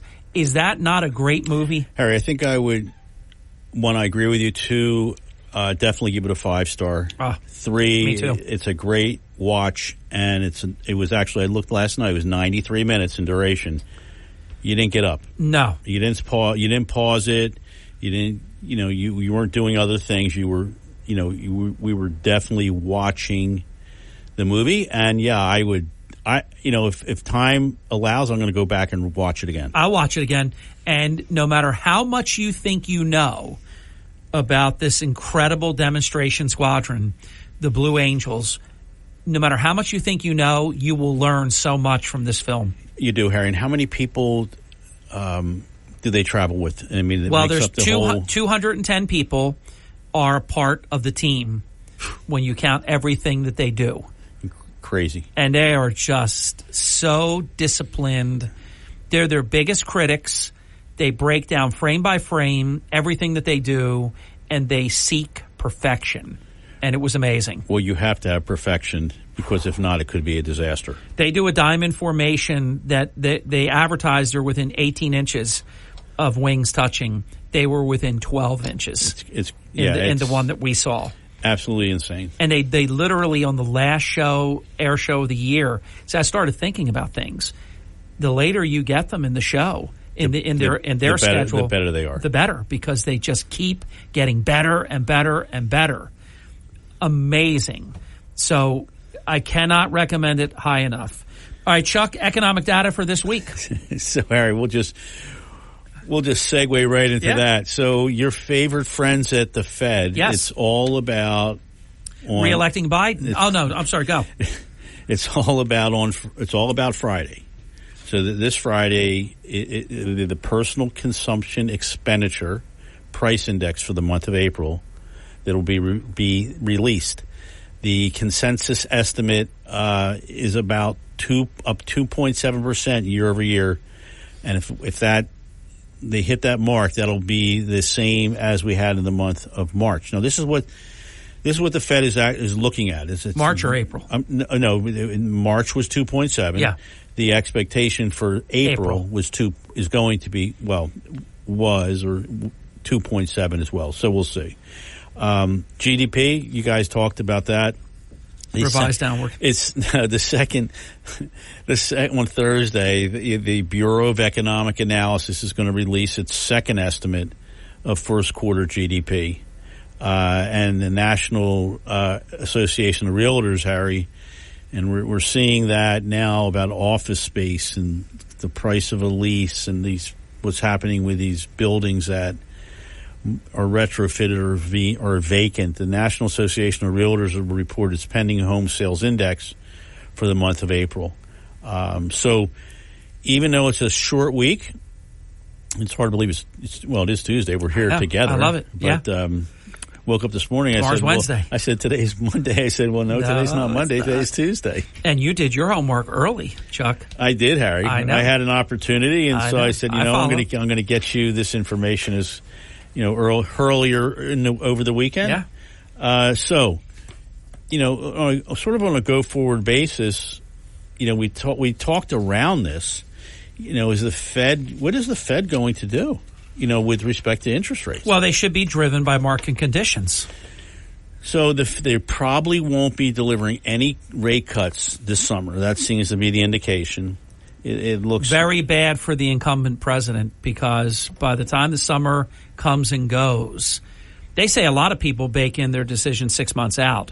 Definitely by the end of the summer, minds will be made up. And if we're not in a rate decrease environment, I believe that people are not going to believe that is because, oh my God, the economy is so good, it's so strong, we can't lower interest rates. I don't think people are going to believe that.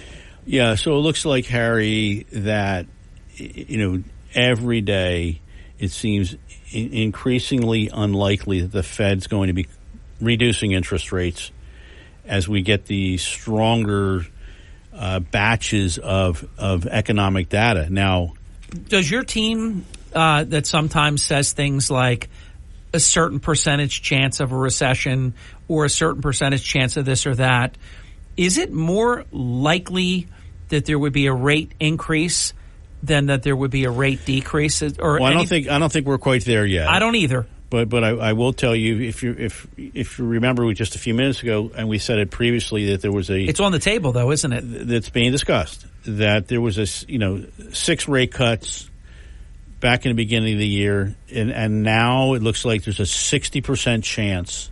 The betting folks are saying there's a 60% chance that we're only going to have one before the end of the year, and that's and it might even be, as you said, even after November 5th. Yes. So Harry, again, economic growth. They would truly prove that they are not political if they did that. But the question is, can they help themselves? I say no. I say there will be one rate decrease, and it will be prior, and they have to get it in with enough time for people to process it. So it would be no later than... I would say October, maybe September. You're going to see a rate decrease. We'll find. Look, we're going to find out sooner than later. There's no doubt about that. Let's take our break. We're going to come right back strong in just a little bit. Please don't go away. You're visiting with Chuck Malamut, all about financial matters. 609-383-2010 to reach the Malamut Group. 609-383-2010. That would be Chuck, Michael, Franklin, Kristen, and Lauren, 2 beautiful girls' names. We will be back right after this. Don't go away. And the reason I say that is because we have Kristen and Lauren, and Chuck has Kristen and Lauren, 2 different Kristens and Laurens.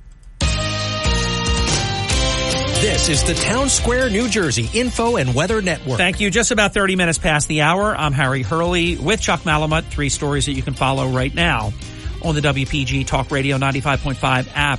The Cape May County prosecutor and also the Ocean City mayor and others, Senator Testa, all commenting about the violence in Ocean City and Wildwood. It's got to stop. And it can't be just words. Action has to be put into motion. Philadelphia television anchors who have left the scene, we opine about that. And there is an Atlantic County, Cape May County Republican who can win state.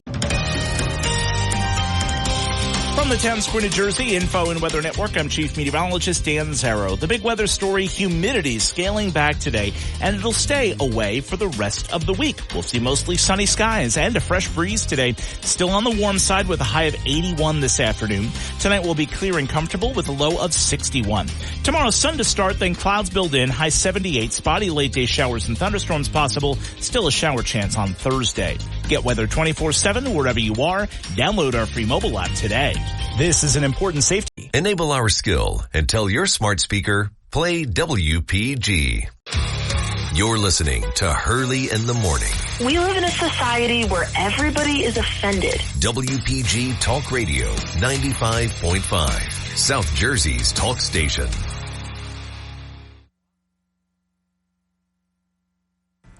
Welcome back. 33 minutes past the hour. Chuck Malamut continues his discussion all about your financial matters. We're going to talk about the minutes of the FOMC. We're not going to get into the weeds too far, but these things really matter because the language speaks to where we might be going. So if you remember, the meetings minutes that were released from the May 1 meeting, they were released this last Wednesday, and the readout was a good deal more hawkish than the markets had expected, given the dovish tone that Fed Chair Jerome Powell set during the press conference that followed the meeting. And he basically said at that press conference that he seemingly took these rate hikes off the table. The minutes showed a little bit different story. And if you remember, the market had a really tough time after these meetings. These meeting minutes were released. There were various participants that were willing to tighten more if needed. Wow. And various, is kind of... I mean, that's so counterintuitive to what everybody is thinking. But so vague, you think about various is very, very vague. Mm-hmm. They're not going to say how many, but those that are kind of, have an inside track with the Fed, it looks like there were anywhere from 3 to 5 participants, out of the 19-member voting board members that kind of came with that. Markets again, because they don't care about the politics of it. Markets again, focusing in, Harry, one rate cut before the end of the year, and a 1 in 3 chance of a second one. So on balance, Fed speakers this past week and actually today, Neil Karkashian, I think, the Minneapolis Fed president, who's overseas, I don't think gets a vote, actually said, I would be okay with really spending more time in understanding the data to make sure it makes sense, and I'm okay with a rate hike if I need to. See, I love that you bring intellectual honesty, but I come from the political, analysis point of view, and I know what they're going to do. They're going to give the incumbent president, especially because it's a Democrat, they wouldn't do it for Trump. They're going to give him a win. They're going to give him a rate decrease before the election so that he can say his policies are working and that we can prove it now because we're in an environment where rates are coming down. I know it, Chuck, and I'll be here to say it when it happens in October or probably September, because you don't want it to be too close to November 5th. So they probably have to do it in September, and I would almost bank on it.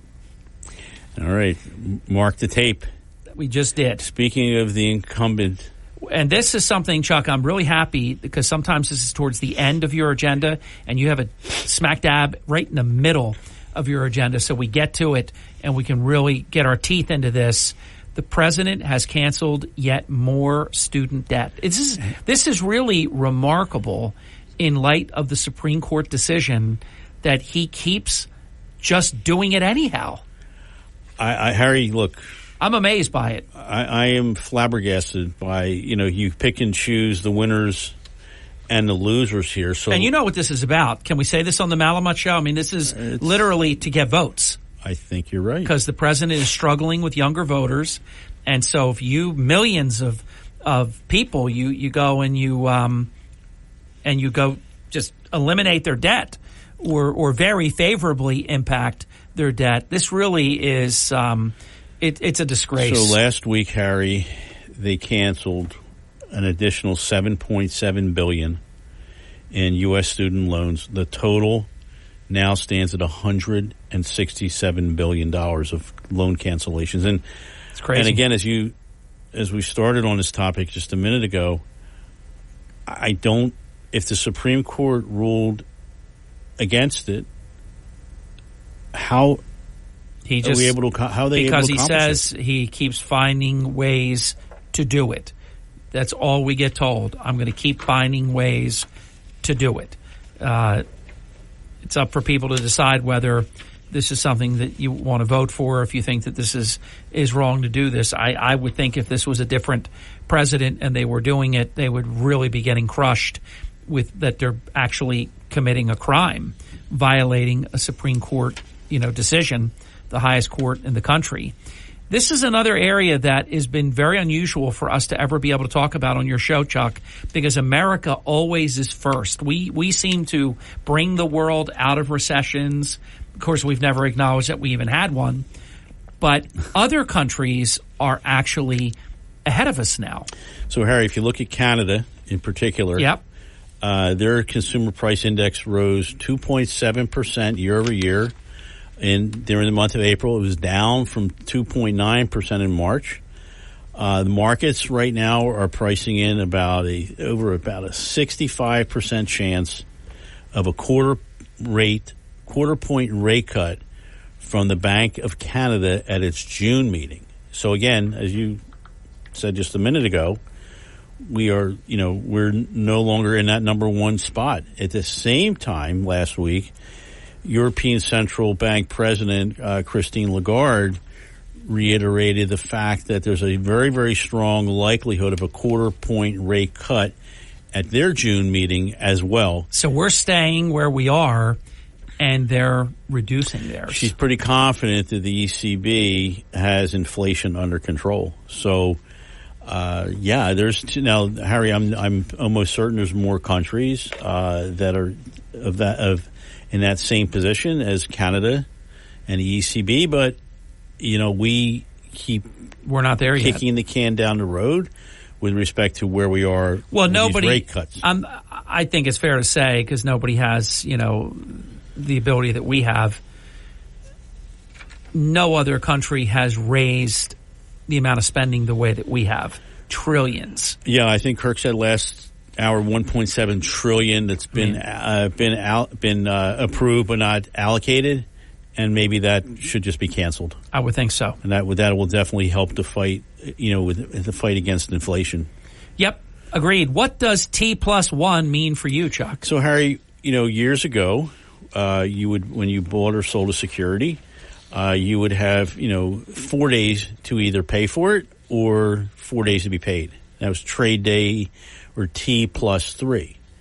It then recently went to what they call T+2, so trade date plus 2 days for a total of 3.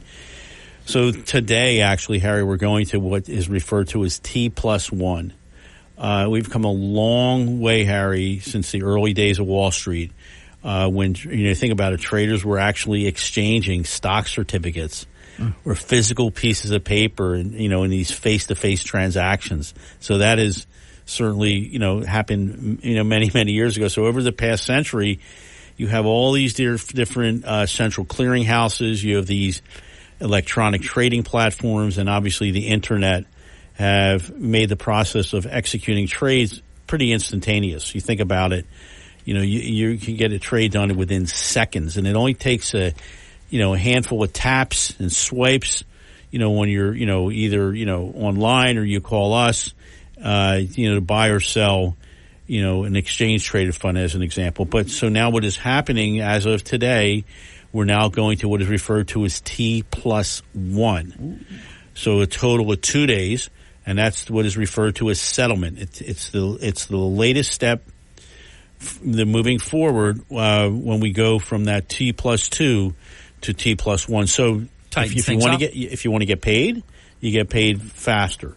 If you need to pay for it, you got to pay for it sooner. So is this a good thing? I think it is. I mean, you think about. I remember years ago, Harry, escorting a client to our branch and one of our main facilities when I was at the other place in Philadelphia, taking her with, basically two briefcases full of municipal bonds. Wow. And a lot of what's referred to as bearer bonds. So they were basically, cash equivalent if somebody got their hands on it. So municipalities, there's no more paper. If years ago, a lot of, parents, grandparents were enamored in buying a share of Disney. Tearing coupons and all kinds of stuff. Buying a share of Disney and basically framing it for the child or the grandchild. It doesn't happen anymore. It's not out there. Unless you own NFL Green Bay Packers stock, and it's a little different, but it is stock. And you do get a beautiful decorative share. I have one. Yeah, but how long ago was that, Harry? They have done it like 4 or 5 times in their history. I think I got mine like 10 years ago. Yeah, I wouldn't be. I mean, maybe they don't even do that anymore. That's a homework assignment for you. I need you to figure that out. Oh, right? And if they do it, it's only because of the nostalgia. Exactly. Of saying you're a team, owning a part of an NFL team. Because it is an honor to be an NFL team owner, Chuck. I mean, I'm proud of it. We'll take a brief time out. We'll be right back. When we come back, Chuck is going to talk about airline travel in this past weekend. What happened? Was it record-setting? Was it less? We'll learn all about that together coming up right after this. Starting your day the right way with Hurley in the morning. It's a refreshing drive to work in the morning. WPG Talk Radio 95.5. Hurley in the morning. WPG Talk Radio 95.5. You're listening to Hurley in the morning. It's a source I can trust. WPG Talk Radio 95.5. We continue. Chuck Malamut talking all about your financial matters. We're at 47 minutes past the hour. Chuck, how was airline travel this holiday weekend? Well, Harry, not sure what happened yesterday, but I can tell you on Friday, TSA reported it screened 2.95 million passengers this past Friday. Highest number ever. Wow. Ever on a single day. And obviously, that coincided with the weekend. I'm guessing Monday was a pretty big day as well. The previous record was set this last November, Harry. Previous November, 2.91 million. 5 of the 10 busiest ever travel days, have been since May the 16th, as it turns out. And you're seeing a lot of these airlines, American, United, Delta, they're increasing their coverage. They're adding more flights over the summer. By the way, just a flyer here. I noticed that an American plane caught on fire before it took off, and it wasn't huge flames, but it was all this black smoke and caught on fire right on the runway when it was, going to take off. You have all this Boeing stuff that we hear about and such. What's going on? Is this just is this a lack of maintenance?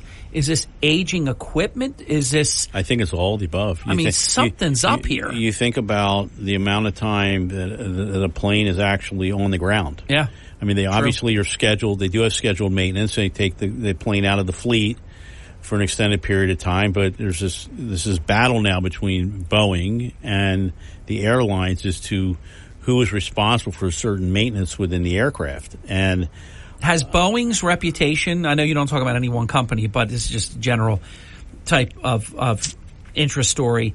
Is Boeing's brand taking a beating? I think it is, Harry. If you look at the price of the stock, But that Super Hornet F-18 is Boeing. It is. It is, Harry. But, it's one division. Yes. You don't hear about that. You hear about the commercial aircraft. So adding flights. And I was out looking over the weekend to do some traveling, and the good news is, Harry, the fares are actually they're pretty much they're a little bit lower. Yeah, I thought so too. Than they have been in the past, but it's anybody's guess where we go as we get into the fall season. Sort of that shoulder season right before the holidays. Did you see Spirit is moving the crew? I did see to Newark. Yeah, I can't. Look, I don't know enough about the industry to be able to, be super critical, highly complimentary, or all the above. I just don't know. It's just a tough sector to make money. That's for sure. And that I think the government's stopping what seemed to me to be a merger that was not in any violation of monopoly or anything. That hurt the company. Oh, it absolutely did. And they were going to bring on new equipment that's delayed and, stuff like that. Will the flights that fly out of Atlantic City continue to do so? I'm being told. Yes. There's no change. That's what I'm being told. So just because the crew have you gone out and looked to book anything? I have, and you can. Okay. So it's just a matter of sort of reconfiguring. Yeah, they let you see until October. So I'm interested in December, and they don't put that up now for another month or two. Mm-hmm. But that's not new. That's how they've always done it. So right now through October, there's no change in what you can book. So the question, So look, we're not going to talk about individual companies. I've always just found it very difficult to make money in an airline stock. You have a lot of variables that you can't. You have air, you have obviously labor, you have fuel, you have weather. You have a lot of mitigating factors that make it very, very tough at times compared to other sectors that make up the S&P 500. Chuck, as a lot of your listeners know, there was a point in time during the pandemic, for example, that getting a car, getting a new car, getting a used car, you just couldn't. It was like a mini real estate type issue with just the supply. Is it easier now to get a car? I think it is, Harry. That'd be a great question for Charles Kane, but it looks like dealerships are sitting on a glut of 2023 vehicles, which ultimately leads to steeper discounts and lower interest rates. And as it turns out, the share of 2023 models available at dealerships has actually reached 6.8%, Harry. That's up on 5.4% last year. So the cars are there.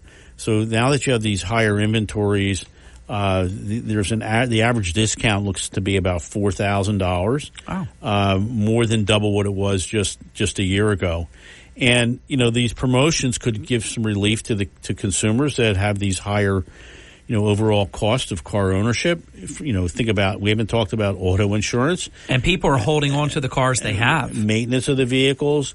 The average age of a car right now that the average person is driving is over 12 years. Harry, what's, I think where we lose sight of when we go to buy that vehicle, the expenses to run a new vehicle right now are about $12,000 a year. That's up about $10,700, and that's maintenance, insurance, obviously fuel. So buyers are getting squeezed somewhat, when they take that car off of the lot. Insurance is really getting and it is. As painful. You mentioned, people are driving longer. Many drivers are holding on to their existing vehicles a lot longer. The age of the average vehicle in our country right now average about 12.6 That's years. right. I'm one of them. So, extending ownership or the life that you own a vehicle, versus higher costs. Yep. But the good news is it's not as difficult now as it was just a year ago. Chuck, we have 5 minutes, and I want to get both of these questions in. I love them both, and I love it when you talk about what I'm about to bring up, the next two questions. S&P performance during an election year, what does it foretell? So, Harry, more times than not, 6 months out prior to the election since World War II, the average change in the S&P 500 has been about a little bit over 4.2%, and that has happened 84% of the time. The largest gain was 22%, and that was before the 1980 election. The largest decline, Harry, was about 29% before the 2008 election. Remember 2008, yep, where we were with respect to the economy. Oh, yeah. At the time. It was a meltdown. It was age of Obama. This question, you almost never get to hear Chuck talk about stuff like this. Election odds, and there are such things. Who wins, Trump or Biden? So, Harry, in the middle of May, the betting sites that place odds on the outcome of the 2024 presidential election showed that former President Donald Trump is in the lead. His odds of winning are dead set at 50% compared to odds of about 42%, we'll call it, for Biden. So as you mentioned before, I don't want to call it all the political shenanigans, but it's pretty evident here that the betting sites are saying that at this point in time, but we do have, we have all summer. Oh yeah, that that Biden is clearly behind, former President Donald Trump, which means there will be a lot of things that will unfold, a lot of tricks. It's going to be a maybe they'll do something special on Halloween, Harry. It's not going to be for the faint of heart. Excess funds and low interest rate accounts. Why would anybody do that? Well, Harry, I scratch my head and ask myself the same question, basically every day. Depositors at banks have a lot of different options where they can get a higher level of interest because, Harry, the average interest being paid right now on a traditional checking account is 0.08%.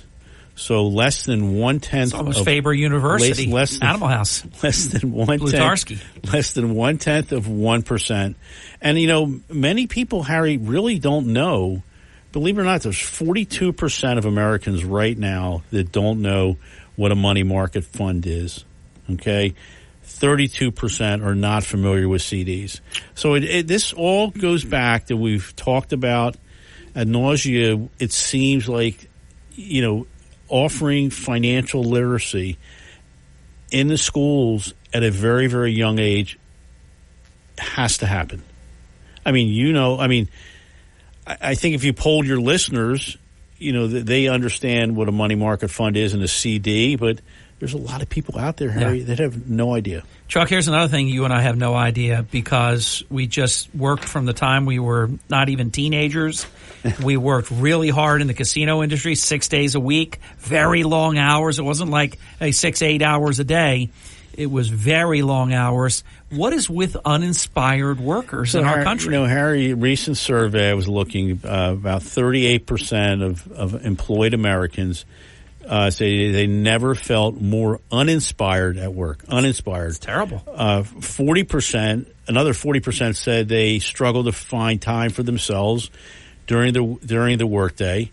65% said that being active would make them more productive at work. So I guess if you're more active outside of work, then that obviously helps your health in all likelihood and your longevity. But if you don't do anything outside of work, then you're going to be, I don't want to say you're going to be unhappy, but chances are you're not going to be terribly inspired during your workday. 45 seconds. You know what that music means, Chuck? Closing comment. Short week, Harry.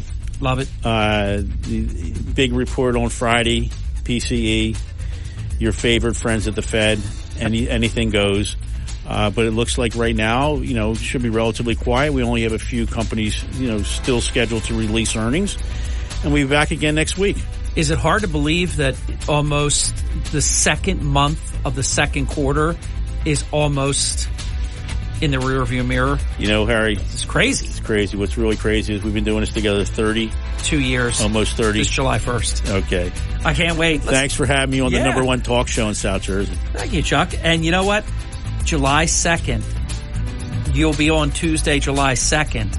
So that's close enough. Yeah, it's close enough. We won't be able to hit it on Monday. But here we go. Remember, Chuck Malamut. WPGG Atlantic City. WENJ HD3 Millville, a Town Square media station. Everything you need to know in 6 minutes starts now. From Harry Hurley Way and the world's playground to the broadcast pioneers of Philadelphia Hall of Fame, you're about to find out why Harry Hurley has been named to the Talkers Magazine list of the 100 most important talk show hosts in the nation.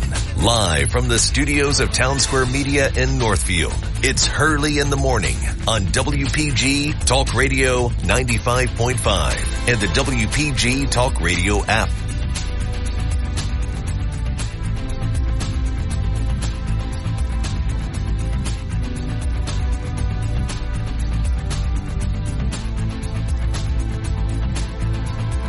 Saying goodbye to Chuck Malamut, who has just left the building, and trying to keep on top of this New York v. Trump. Oh, I'll tell you, if the Democrats have their hearts broken and they don't get the conviction that now you think about it, they have rigged it in every way that you can. I've used the sports metaphor. It's like they own the officials. They change the rules of the sport. It's a whole different game. And they know what they're going to be doing, and you don't. They didn't tell you the crime. They didn't tell you who the witnesses were until right before. I mean, this is like a reality freak show. And if they can't get a conviction with the way that Mershon and Alvin Bragg have run this garbage trial, then they are pathetic. And I think there's a very good chance that they won't get 12 people to agree that the president willfully committed a crime. I mean, after all, if you have Costello saying that, and he was Flynn's attorney, telling him, look, if you have something on President Trump, I can get you off of all this. And he told him, I don't have anything. He didn't do anything wrong. That if you're a juror, what more reasonable doubt do you need than that? But I'm telling you, this may not be about evidence at all. Surprise, surprise. 609-407-1450. If you will participate, it is your phone calls for this entire hour of the program. Welcome to Hurley in the Morning. You're on the air. Wow, it's pretty disgusting what's going on. But where are you going to get the skinny of what's happening in New York? You're going to get it from conservative talk show radio stations like yours. Correct. Not CNN, right? Correct, sir. Yep. But Flash, even those like CNN, MSDNC, and the rest of them, they're all hedging because they know it's a garbage case. They're saying, oh, this is bad witness. Oh, they didn't really prove it. But guess what? If they do get a conviction, they will pretend like they never, ever said any of that. They will say the evidence was so strong. They'll completely lie and flip the script. Yep, 1984 doublethink at its best. Yeah, it's what they do. Let's face it, Democrats are in full freak out mode right now. Terrible candidate that's getting worse by the day, losing in all the polls. They are in a full-blown panic. Yeah. Now, I want to bring up wind farms. Now, per nautical mile of water, there is no more dangerous ocean than the Atlantic Ocean. Mm-hmm. And also you had, from August 25th to September 20th, 2017, you had 3 back-to-back hurricanes, Harvey, Irma, and Maria. Now, they're saying that's going to be the template for the coming decades due to climate change. Now, whether you believe it's climate change that caused it, it's the cause of it. Yeah, or just cyclical. I mean, so I do agree there are more, but it's just a disagreement in terms of buying their climate change nonsense versus just that we have cyclical weather patterns, that sometimes there are more and sometimes there are less. Right. And understand, too, that you had mentioned that the Chinese Navy is the most powerful Navy on Earth. That means they have dominance over the 5 oceans, including the Atlantic. And if you look up the 5 most advanced nuclear submarines, the top 2 are Russia and then America. The Russian Borei, BOREI class submarines, and then the Virginia class submarines. So America is actually second to the Russians, and they have their submarines stationed off of our coast right now. So there's all the wrong reasons to put up. It's very unwise to put those wind farms up. But remember what Karl Marx said. He said that we're going to sell them the rope with which they'll hang themselves with. So we're seeing that happening right now before our very eyes, man. We need to wake up and put President Trump back in office. Thanks for letting me call in. You're welcome, Flash. Well, I think that's what's happening right now. I think that's why the polls are the way that they are. That's why the Democrats they don't know what to do. They have an incumbent president who won't step aside. His first lady wife won't let him step aside, is what I think. He is losing it. I mean, you see it. Bill Maher, don't listen to me. Bill Maher called him a cadaver. You never heard me say something like that. I said Weekend at Bernie's, but so I guess, you could say, well, you did say a cadaver, but it's, somebody just wrote me, it's not quite true. In New York, I think they do have it that the prosecution closes last. A lot of people, including President Trump, are saying it's not fair. Why does the prosecution they opened the case, they get to close it? Look, everything in this case has been unfair to President Trump. Most states in the country have it that the defense goes last.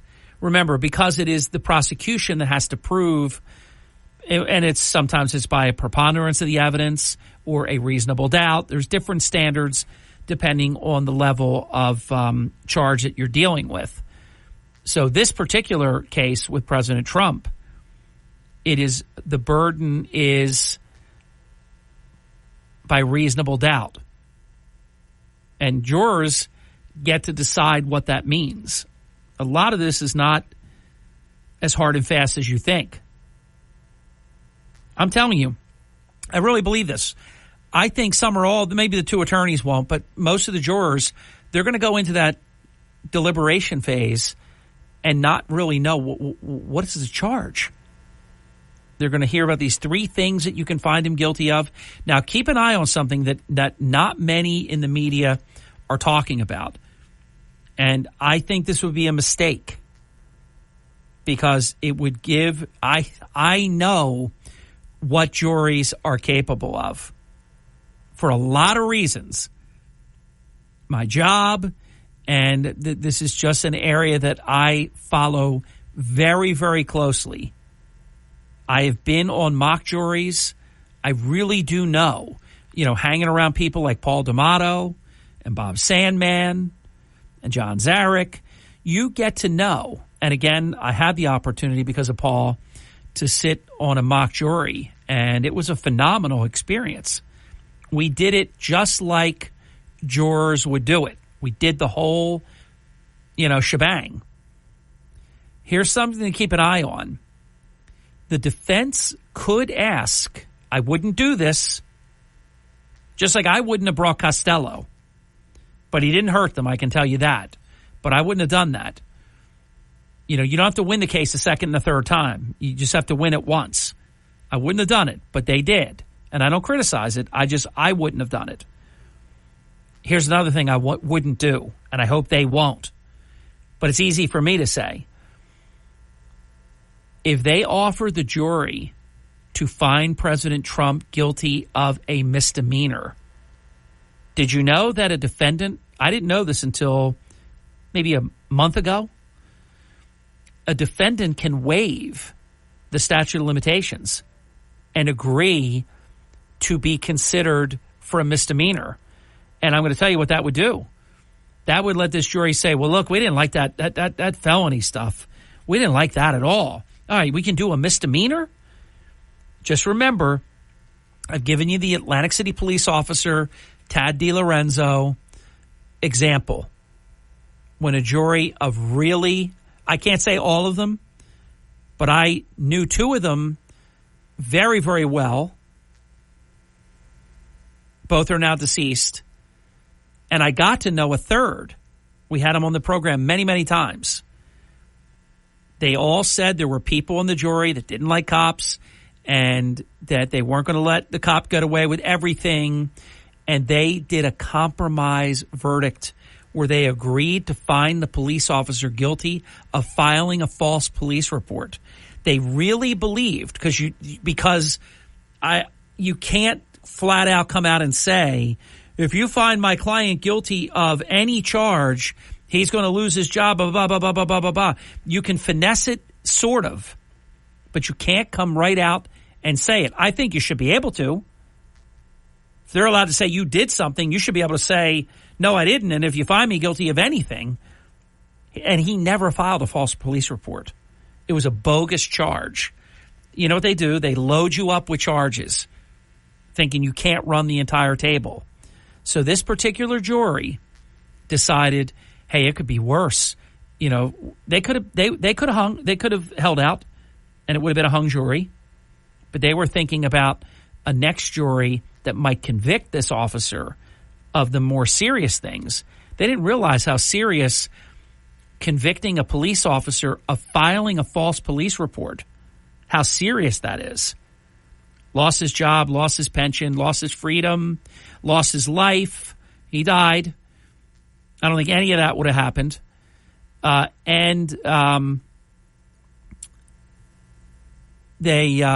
He'd never even filed a false police report.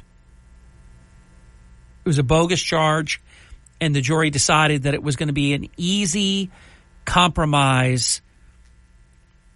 Look, we're not finding him guilty of anything really serious.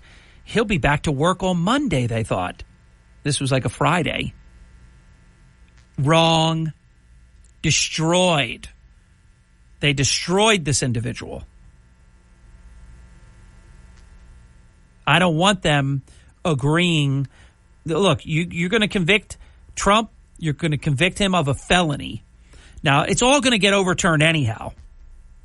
I promise you that, if he's found guilty. I know it. There are so many what they call reversible things that Merchan is so guilty of. Not letting their expert witness that was a former chairman of the Federal Election Commission, you let Michael Cohen testify about FEC law and other people, and you didn't let Trump have his expert witness? He had two witnesses. It's abominable. Nobody does that. So Merchan knows exactly what he's doing. He's going to instruct the jury exactly as he wants to. Believe me, if they get a conviction, it will be literally because they rigged every single thing that you can possibly rig in a trial. And then in an appeal, it might have to wait outside of even New York, though, because New York is so incredibly corrupt. They've already ruled against Trump in the appellate court on several things. He's not going to get a fair shake until he gets to a higher court. Might even have to go all the way to the Supreme Court. But ultimately, just like Governor Bob McDonnell in Virginia, and Jack Smith was involved in that, it was a completely unjust conviction. And I said it the whole time and said, I don't know how long it's going to take, probably years, but we will be here to tell you that's going to be reversed. And McDonnell's case was reversed, and it was a campaign finance thing. It was reversed 9-0. Yes, even the Democrat hardened members of the Supreme Court knew that it was absolute garbage, and so is this New York case. So many bad things have been done in this trial. Allowing Stormy Daniels to talk about all this salaciousness that had nothing to do with the case, and many other examples. The gag order, only on him, but Michael Cohen and the others were allowed to say whatever they want. Mershon, who was a contributor to Joe Biden. Mershon, whose daughter is a Democrat operative, very anti-Trump Democrat operative, making money off of the Trump trial, just like Cohen. It is so reversible. The problem is all they want is the damage before the election. They don't care. It was like Chuck Schumer or Harry Reid when he lied about Mitt Romney. He said it worked, didn't it? They don't care that the truth comes out after Election Day. They just need the lie to live until First Tuesday. 609-407-1450. An open phone line. I hope you'll join us right after this. Hurley in the morning. Harry Hurley is the only person that can make sense of what's happening in Atlantic City. On WPG Talk Radio 95.5. Hurley in the morning. They stick to the facts. WPG Talk Radio 95.5. Thank you. Welcome back. 24 minutes past the hour. Getting back to your calls in just a second. I read something online during the break, and I loved it. It's very brief. It says, if you're taking someone for granted, don't be surprised when you no longer have that privilege. What a great post. That's Mike Donahue.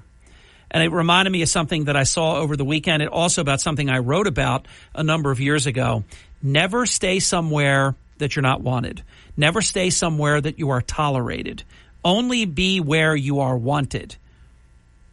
And it was such a beautiful piece that I saw. It was a video about that. Because people do that. They stay where they're either not appreciated or underappreciated. And you don't have to do that, and you shouldn't do that. 609-407-1450, an open phone line. Good morning, Bob. Hey, Harry. Hey, look, Harry, I want to talk about what happened in Wildwood and Ocean City. Yeah. Okay. And sure. This is the kiss of death for any kind of tourist town, the tourist economy. True. You know, tourists can go anywhere. And this kind of media coverage, okay, you couldn't do more damage, you can't unbuy it. You can't unsee it. You can't unhear it. It's such a bad optic. And it now starts to look like a lot of the problems in Atlantic City spread to Wildwood and from Wildwood to Ocean City. And it's just one of those things where you make decisions like, wow, I was going to go there, America's greatest family resort or favorite family resort, but I'm not letting my son get stabbed or my spouse. I mean, it is terrible for business. It's terrible for real estate value. Bob, it's terrible for everything. It's got to stop. Well, look, Harry, when you and I were growing up, we respected the police. We respected the law. It's the last thing you would do, okay, is get involved in you wouldn't even think Bob, about we held them in reverence. When I worked the cat rack at $1 Million Pier when I was 14 years old and got my working papers, Wayne Nelson's father, Pete Nelson, who is still alive today, I think he's 94. I just saw a post from Wayne over the weekend. I think it was Pete's birthday. Pete Nelson and a guy called Scope Ward, two legends, by the way. They were the police officers that worked Million Dollar Pier. I held them in reverence, Bob. Well, look, Harry, I grew up in Philadelphia, right? And we had a commissioner and later mayor, and it was the big Bambino, Frank Rizzo. Oh, yeah. Love it. And look, Frank Rizzo's police, they were tough guys. They were really tough guys. And you didn't really get out of line, okay? Because you knew there were going to be some serious consequences, okay, if you did, number one, okay? There was, and look, what is wrong with that? What is wrong with making it very well known to potential juvenile delinquents that if you step out of line, you're going to get spanked? Well, here's what's wrong with it, Bob. The woke policies that are in place, and particularly the blue states, the police officers are not even allowed to ask who they are. You can't do anything unless they've actually committed a crime that rises to a certain level. They can't do a thing about it. That all has to change. You hit the nail right on the head, Harry. The Democrat politicians, the Soros-backed politicians who back this, they're hamstringing the police. They're making their jobs an impossible job to do. Correct. And the real victims are the people that live in high crime areas. They're the biggest victims.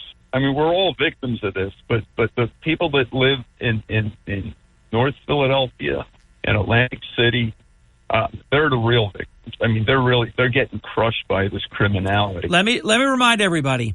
Let me give you the Ocean City example for a second, because the police chief there, Jay Prettyman, and the prosecutor, Jeffrey Sutherland, they're doing all they can. Sutherland came right out. He's saying and trying to do the right thing.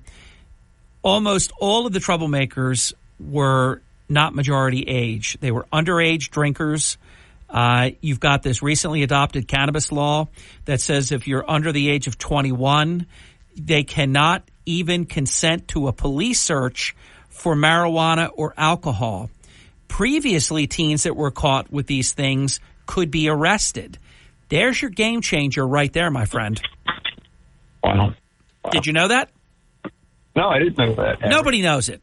But that's the problem. So when we but we do know that we don't let the police do their jobs anymore. Just a lot of people listening, Bob, don't know to what degree we don't let them do their job anymore.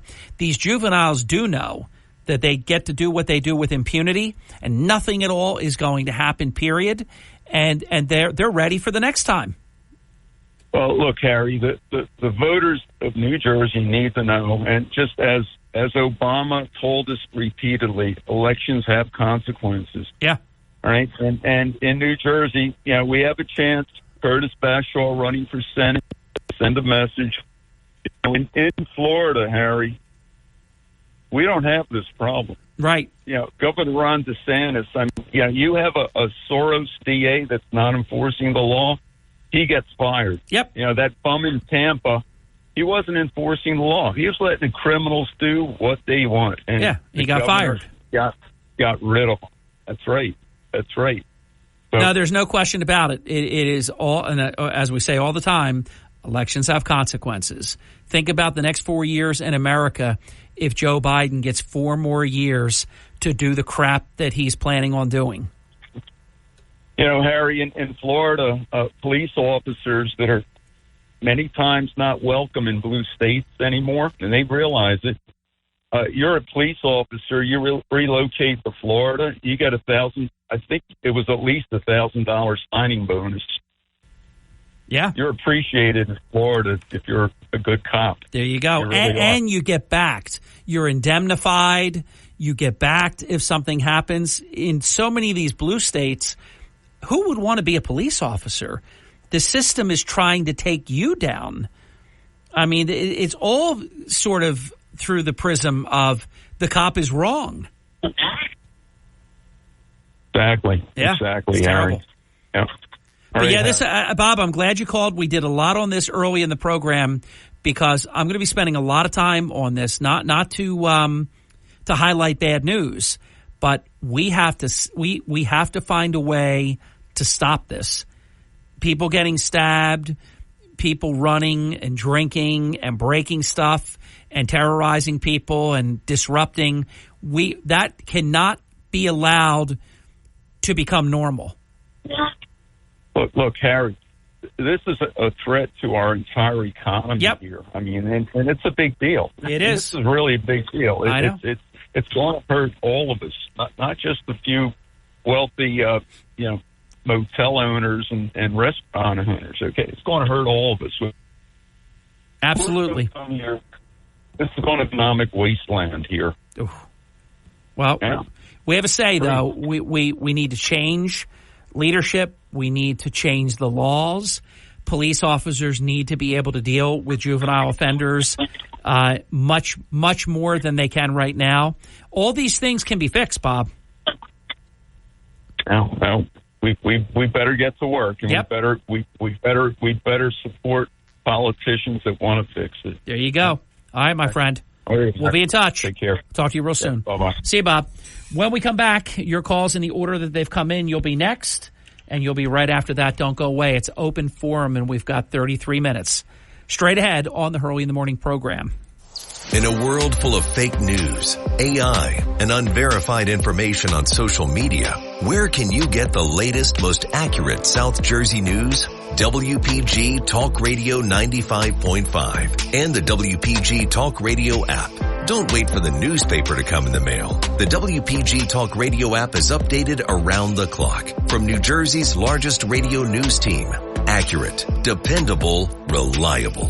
When you need to know, it's WPG Talk Radio 95.5 and the WPG Talk Radio app.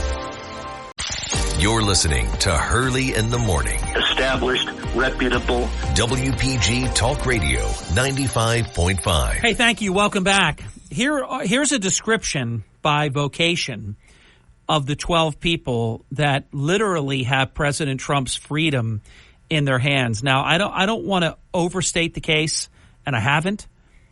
But ultimately, if they convict him, it's not going to stand.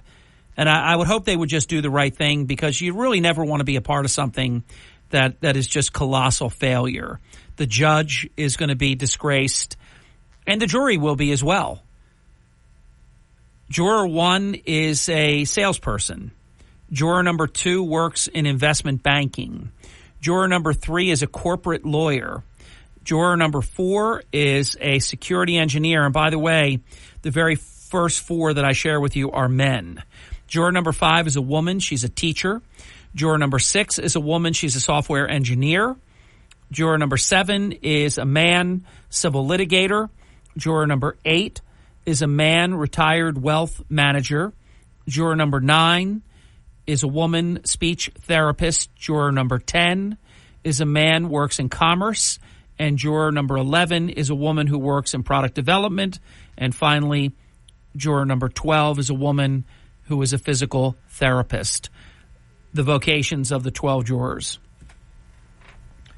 Welcome to Hurley in the Morning. You're on the air. Hi, good morning, Harry. Thanks for taking my phone call. My pleasure. In addressing what you're saying about the incidents in Ocean City and Wildwood, you and I both know that all took place because of, I think it was 4 or 5 years ago when Murphy appointed that Attorney General. But I believe he was Muslim, again, correct me if I'm wrong. But he changed all the laws, okay? And the thing is, you have an Attorney General who wasn't voted by the people, who was appointed by the governor, who, by the way, probably called California and said, how can we, you guys are screwing up your state, give me a playbook how to do it here, which is basically what they're doing now. Because it's only happened when Murphy came in, who talks out both ends. He acts like, I care about the shore, but he doesn't really care about the shore. When you do let stuff like this go on, the catch and release thing. Well, there is no doubt that the rules were changed, and the timeline that you're saying cannot be denied. That's when it happened. That's how it happened. And now police officers can't even really talk to juveniles if they have committed some kind of misdemeanor. It just, if it's a bad enough situation, they can take them to the police department, and then a guardian or a parent picks them up. But the whole game was changed. They could be drinking. You still can't do anything about it. They could be doing marijuana. You still can't do anything about it. And it was a change for the worse, no question about it.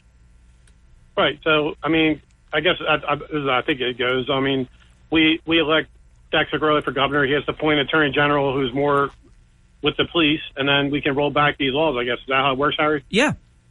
Yeah. If any laws have to be changed, then there would be obviously the legislature involved. But if it's any interpretation, like, for example, the federal government and Biden is changing this, but marijuana remained a Class 1 drug, and they didn't change it in the federal law, but they stopped pursuing much of it.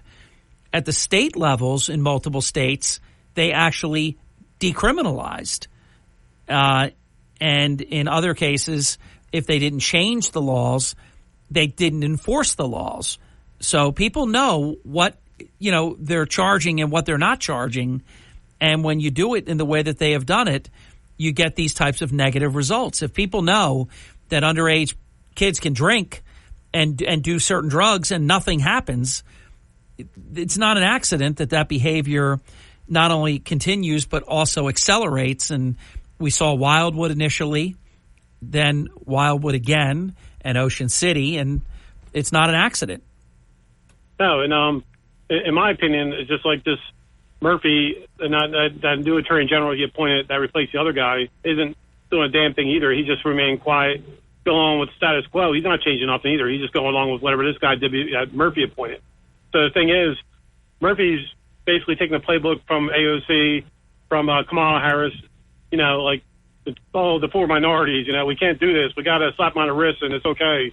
Or AOC says close the jails down. Or Kamala Harris. And it's not, and that's their game. Everything about them is checking a box, colors, orientation, all these different things. This is about that behavior cannot be tolerated. It doesn't matter what color, what ethnicity. It's the behavior that has to be dealt with. And, Kamala Harris makes me laugh about her, Harry, is that she's married, her husband is white, which really doesn't mean anything in the scheme of things. But it does to her because every chance she gets out, she attacks the white people. We're all evil, and it's our fault the way this country is so bad it is. And she just makes me laugh because she's such a friggin' hypocrite. And yet... Well, she called her own president a racist. Right. She called him a racist. So, I mean, that's what's going on right now. It's not based on right or wrong. It's based on, like you said, check the boxes. So I can tell you when I was a kid, we went on the Ocean City Boardwalk. There ain't no way in hell, Harry, 15 guys are going to attack any of my friends because they would go home with a good beat. Yeah. Well, I'll tell you what also is very, very sad. These socialist Democrats, part of their scheme to achieve and maintain power is having things disrupted like this. It's all by design. That Summer of Love with the fires and the assaulting police and setting the police cars on fire and taking over police stations, Chop, Chaz, the whole deal. It is a part of their strategy to have society upset the way that they do it. It's sick, but it is by design that they do this. Why else would they let violent people leave hours after being processed, sometimes minutes, but you have Donald Trump sitting in a Manhattan courtroom? I mean, this is bizarro world. It doesn't make any sense. Right. They did all these horrible things with the burn the police station down. Another one was prosecute the whole thing in 2020, and yet you could be 100 miles away from the Capitol. And now you're end up in jail for 7 years, I believe it is. Biden and Harris, and one just got 10 years. Biden and Harris, they were bailing violent criminals out so they could go out and do more violent crime.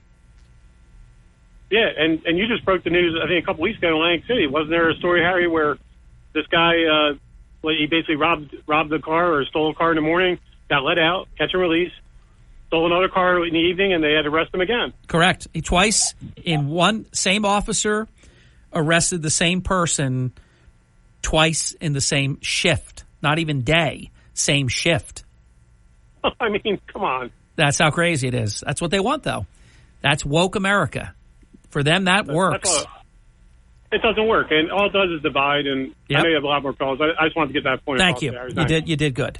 609-407-1415 open phone line. Welcome to Hurley in the Morning. You're on the air. Hey, hi, Harry. Hello, Linda. Gee, where do you begin? My gosh. At the beginning. It's so hard. Yeah, first of all, parenting. I know. That's non-existent. And by the way, I hate to say this because this is a very general statement, but in many cases, because I've seen this degradation, whether it's parents that chew out the teacher or the cop or the school board instead of acknowledging that their child might be the problem, it's very possible that in many instances these children running and doing the drinking and doing the drugs and, breaking and injuring and doing all these things that they're doing, that the cooperation level wouldn't be there from the parents. And yet that cooperation level always used to be there. Mm-hmm. But now they'll get mad at the teacher. They'll get mad at the cop. Get mad at the Board of Education because it can't be my Johnny or my Sally. It's got to be you. We got to come at you. That doesn't work either. No, it doesn't. Did you see President Trump at the Libertarian Convention? Yes, I did. Proving he'll take his message any and everywhere, and I love that. Was that awesome? It was great. Even when they, gave it to him a little bit. I mean, we have a president who can't do that. He's a toxic man. He's a real man. Yeah, in fact, and at the end he put it this way. He said, "Now listen to what I'm saying. Listen, more or less, and what he's saying is listen to how I'm saying it." Because he says, "It would be nice if you would endorse me." Yeah. But what you have to do. If you don't endorse me, you do have to vote for me. Yeah, or you could just keep getting the same 3% that you always get. Okay, I loved it, Linda. I watched. He just does what he does. I know. And you know what? If you ask me, the majority of the libertarians like him, and the majority of the and he told them he's going to put them in his cabinet. Yeah, and they were so stupid that they go and endorse an absolute nobody. They could have endorsed Donald Trump, and he could have been their nominee. How stupid were they? I know. Well, the 3%. Yeah. Right? There you go. So, but no, that was brilliant. That was so smart because, nobody else is trying to win this election other than Trump. I don't see any lawmakers making any corrections that could prevent what happened the last time. And so I feel like Bob Progner. This election is just a little too eerie for me. I don't trust it. And that's why I love it when Trump says, Linda, we have to make it too big to rig.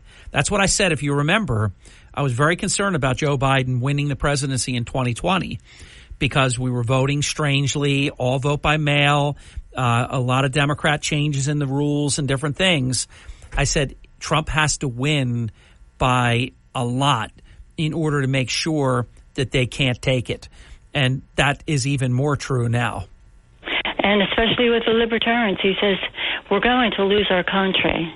You have to vote for me. Yeah, and they will. Now, if you don't, you know what? I believe they will. Harry. Look, it's just like you had that union leader that admitted on national TV that something like 3/4 of his members will be voting for Trump. And then the next words out of his mouth were, and we are endorsing Joe Biden today. That's the kind of bizarro world that we live in. Now, there's a guy that is representing his membership, and he gives an endorsement to the guy that has 25% support. But the 3/4 of the membership are going to be voting for Trump. So it doesn't matter. He didn't get the line for Libertarian. He's going to be the major Republican nominee, so he's got the major column, the regular Republican line. It would have been great to also be Libertarian, but he'll get the support. And I love he's taking it everywhere. Hispanics, African Americans, Libertarians, Republicans, disaffected Democrats that aren't radical, like Joe Biden has taken this Socialist Democrat Party. And like you said, Trump wants to win. He is going for it. You gotta give it to him. Yeah. I do. And right now he's got to listen. His attorney, Blanche, and it started about 9 minutes ago, started delivering his closing argument, because even in this trial, they got to go first. And the prosecution gets to go last. Almost everywhere, the defense gets to close last. The last thing the jury hears. Mershon has rigged this trial every way that you can. And I want to be clear on this. There are rare examples where the prosecution goes last, but you almost always go last when you're the defendant. So 6 weeks from a Sunday, yes. huh? There you go. At it again. Yep. You got it, Linda. Thanks, Harry. Thank you. You sound strong. Good to hear your voice, Linda. We're coming back to more of your calls right after this. Please don't go away. You are coming up, and you are coming up, and you are coming up. We'll keep it going all the way to Brian Kilmeade, who comes back to work tomorrow. I think he will have a fill-in today as well. I think he did on Fox and Friends, and they didn't even have a fill-in because they have 4 people. They did it with 3. We'll be back. Don't go away. It's 10 minutes before the top of the hour. Brian Kilmeade Show, 16 minutes away. Hurley in the morning. Not only the news, but perspective too. WPG Talk Radio 95.5. WPGG Atlantic City. WENJ HD3 Millville. A Town Square media station. Hey everyone, it's Ted from Consumer Cellular, the guy in the orange sweater, and this is your wake-up call. If you're paying too much for wireless service, you don't have to keep having that nightmare. Consumer Cellular has the same fast, reliable coverage as the leading carriers for less. And for a limited time, new customers receive their second month free when they sign up and use promo code MONTHFREE by May 31st. So why keep spending more than you have to? Seriously, wake up and call 1-888-FREEDOM or visit consumercellular.com. Taxes, fees, and other third-party charges will apply. See website for additional details. Go with your gut. Your dog's immune system is based in the gut. A diet lacking in nutrients can cause itching, scratching, and a weak immune system. However, there is a solution. DINOVITE. Dinovite. It took a grand total of 2 weeks. The dog stopped itching, the hair stopped falling out. Try Dinovite for free. Just pay shipping and handling. Learn more at dinovite.com/radio. Happier, healthier with every bite. Over 1 million pets helped with Dinovite. You're waking up with Hurley in the morning. Egg Harbor Township, Ocean City, Brigantine, Mays Landing. WPG Talk Radio 95.5 and the WPG Talk Radio app. Thank you. It's 54 minutes past the hour, and we're having such a great time taking your calls. Let's keep doing it right until Brian Kilmeade. Welcome to Hurley in the Morning. You're on the air. Yeah, Harry, with a group that big, yes, if they get together, there's a term for that. And if they perform any nefarious acts at that point, there's also that's actually a federal thing. You can't. Here's the deal, though. Here's what they're operating under. They're operating under, if they are juveniles, they can't even really ask them their name. The whole way of doing business in New Jersey regarding juveniles and any type of misdemeanor. Now, if somebody stabs somebody, if you have a crime that's on the books, NJSA, this type of thing, statute, you can handle it differently. But this was mostly teens, some young adults. If they grabbed an adult, they could handle it a little differently. But the juveniles, the way this system now is run, there's no enforcement. There's nothing they can do. Even if they catch them drinking alcohol and smoking weed, there's nothing they can do. How do you like that? Well, that's a good first step towards anarchy. Oh, yeah, exactly. And again, the Socialist Democrats put this in place because this is exactly the way that they want it to be. I mean, it's no accident. All of this is on purpose. You take, for example, a great chief of police like Jay Prettyman in Ocean City. This guy, and I haven't talked to him, but he has to just be beside himself because you have New Jersey's recently adopted cannabis laws that says anybody under the age of 21 cannot consent to a police search for marijuana or alcohol. Now, previously, teens that were caught with these things could be arrested. Now they get a warning, or maybe they get taken to a police headquarters for a parent or guardian to pick them up. And that's our system now. Amazing. I know. It's terrible. And they'll have to do something about it. They're gonna have to have an emergency meeting in the state and say, look, we got to detain. Yeah, we can't live like this under this gang rule, and that our police can't even enforce the laws. Those videos are horrific. That conduct is completely unacceptable. And these are amazing areas where ultimately, and Kirk talked about it, and I talked about it earlier as well, and Bob Progner did as well. You're talking about ultimately really affecting the amount of business that you can do, because people don't want to be around something like that. Would you take your kids there? Well, I'd have a serious thought about it. Yeah, you'd have to. Without a doubt, you would have to. Yeah, it could only get worse too if you don't. It's a wound. If you don't treat it, it's going to get worse. Well, look, just use your example, the Summer of Love, and how awful that was. And people knew they could go steal whatever they wanted up to a certain amount, and nothing was going to happen. Even if they got taken into the police station, they were out within minutes, certainly within a few hours, and they went right back to work to do it all over again. Well, in the words of the mayor of the morning, woke is indeed a joke. Yeah, and actually, that is me quoting Kellyanne Conway, who was my guest, and said, woke is broke, woke is a joke. Excellent, Harry. And Thank you. The final thing is, if you want to do a poll one day, we want to see who probably performed worse at law school: Joe Biden, Mershon, the crazy guy with the $465 million award. Oh, I love it. The other guy in Georgia. I love it. Oh, I love what you're doing. I love what you're saying. But more importantly, before we go, I have to say to you, it looks like we will never have to endure the horrific strike zone of one Angel Hernandez. Yes, the 30-year nightmare comes to a close today. They bought him out. Yeah, I know. Yeah. He had to go. I mean, he was missing pitches by a foot and a half. It was bizarre. It was so terrible. I remember I told this story a few hours ago. My son was over, and he was the home plate umpire. It was a Yankees game. I said, son, get ready to watch the worst umpire maybe in the history of the game. You're not going to believe his strike zone. And it was everything that you just said. These pitches were so far off the plate. Sometimes they'll give the black and you have a little bit of a generous strike zone. At least that touches the plate. These were balls that were many inches off the plate. Mr. Magoo knows they're not a strike.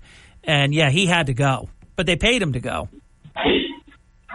Yeah, and particularly around first base, he was really bad. Well, I didn't like him on first base, but the worst was him at home plate, though. Oh yeah, he's bad at home. But first base, some of the obvious calls, the guy would be crossing the bag, out. Yeah, in a sport where, you should, during the off season, there should be remedial training, and he should have been required. How somebody can have a 30-year career and not get better, or be allowed to continue, is mind-boggling to me. Yeah, they should set up a thing where if you're not performing, we're going to send you down to AAA. Yeah. And if you don't perform there, we'll send you down to AA. Yeah. And then, we'll basically move you out of the system. We'll give you every chance. Yep. But we can't have you up there in the big leagues where you're asking these guys to perform, because if a player doesn't perform, what happens? Yeah, they get taken to the minor leagues and maybe released altogether. And with an umpire, it shouldn't be any different. And in his case, it was like a certificate of attendance. He just kept getting a schedule because he had a certain number of years. Well, you could be terrible in 20, 30 years, and he was. Amazing stuff. I watched an NBA game last night. The guy basically committed an assault on the little McConnell. He punched him in the face and knocked him to the floor, and they says, although unfortunate, it doesn't reach the flagrant level. I said, oh, my God. There you go. Defend the indefensible. Thank you. Oh, my God. Harry, have a good morning. You too, Dan. And hopefully we're going to have a good election. Oh, gosh, I hope so. Thank you. Good to talk to you, Dan. 609-407-1450. We have time to take a few more calls. You're on deck. Don't go away. You are up. Go right ahead. Hello. Hello to you. Yeah, I can't understand how they can hire a jury and not have a charge. I know. It's not. Well, you know why you can't understand it? Because it's crooked. It's never been done before. There's never been. At the very beginning of a case, the prosecution comes and says, this is what the defendant is charged with. We will prove our case, throughout this trial. We look forward to, bringing you the evidence and all this. They never, ever said what Trump is charged with. Maybe Mershon is going to say something in the jury instructions. We'll see. He has to. Otherwise, they're going to go in a room, and what are they going to do? Scratch their head? Well, you'll have the two attorneys, and they'll say, look, there's three things here, and we can find him guilty of any of them. Or if they haven't proven it beyond a reasonable doubt, we can find him, not guilty of all of it. So they're going to get charged, but they're not going to be given the amount of detail that you would like. They're going to get a lot of time. It's like, I think, 4.5 hours of jury instructions or something. So they're going to be completely fried. But, for example, the defense said, Judge Mershon, could you instruct the jury during jury instructions that paying an amount for a non-disclosure agreement is not a crime? And he said, I'm not going to do that. And he said, because during the trial you did bring up that it's not.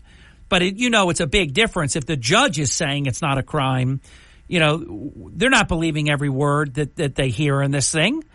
So this is the degree that the game is rigged. It's terrible. But the thing is, then if there is if they have to make up a charge at the end to the jury, then the defense has their last say, and they should be able to squash everything that Well, they're going to, but remember, Mershon even rigged the game so that the prosecution goes last and not the defense, so the prosecution will be the final word that the jury hears. That almost is never the case. I'm not saying it's illegal to do it, but it's almost never the case. Right. That is weird. Well, it's perfectly in keeping. Mershon has run a trial for Trump to be convicted, and it's so preposterous. He's also run a trial that he knows that he's going to be overturned. And judges hate to be overturned, but not this one, because he's accomplishing the mission for the team, because they realize that you will not get a reversal of this until after the election, and they're going to get the campaign that the Republican candidate for president is a convicted felon. You can't have a convicted felon as president. Therefore you have to vote for me. And with a handful of goofballs, that's going to work. Yeah, but what kind of felony is he charged with? Well, we don't know exactly, but here's what I can tell you. Oh. There were misdemeanors that, because the statute of limitations ended, he could not be charged with. However, Alvin Bragg, this term has been used and overused, he did what's called bootstrap them. He bootstrapped them to an election felony. And they are basically saying that Trump did illegal accounting with paying the non-disclosure agreement to Stormy Daniels. And that's the felony. Illegal bookkeeping. Right, because it's marked legal expenses. But it was legal expenses. And his attorney is the one that wrote legal expenses. So that's okay, too. And you have Cohen's attorney saying, Cohen told me he didn't have anything. Donald Trump did nothing illegal. And that was with Cohen trying to save his own neck, he told his own attorney. So all the reasonable doubt in the world has already been established. But if the jury is on the job to nullify, then Trump's going to lose. But then he'll ultimately win, just not in time. The thing is that, I don't, unless they're all lawyers on the jury. No, there's two. Two lawyers. There are two lawyers. Yeah, 2 out of 12. They allowed that, huh? They did allow it. Remember, here's another thing. Mershon only allowed 10 preemptory challenges. So there are so many people in this jury that Trump and his attorney did not want. Blanche. Oh, wow. That's weird. This is terrible. That's a setup. It is a setup. It really, and when people hear, oh, you just like Trump. No, I wouldn't want this done to anybody. That's how bad it is. Until we meet again, I've got to go because Brian Kilmeade is here. Enjoyed it. Thanks for all the great calls. See you on the digital platform of WPG Talk Radio 95.5 and back here in 19 hours and 54 minutes.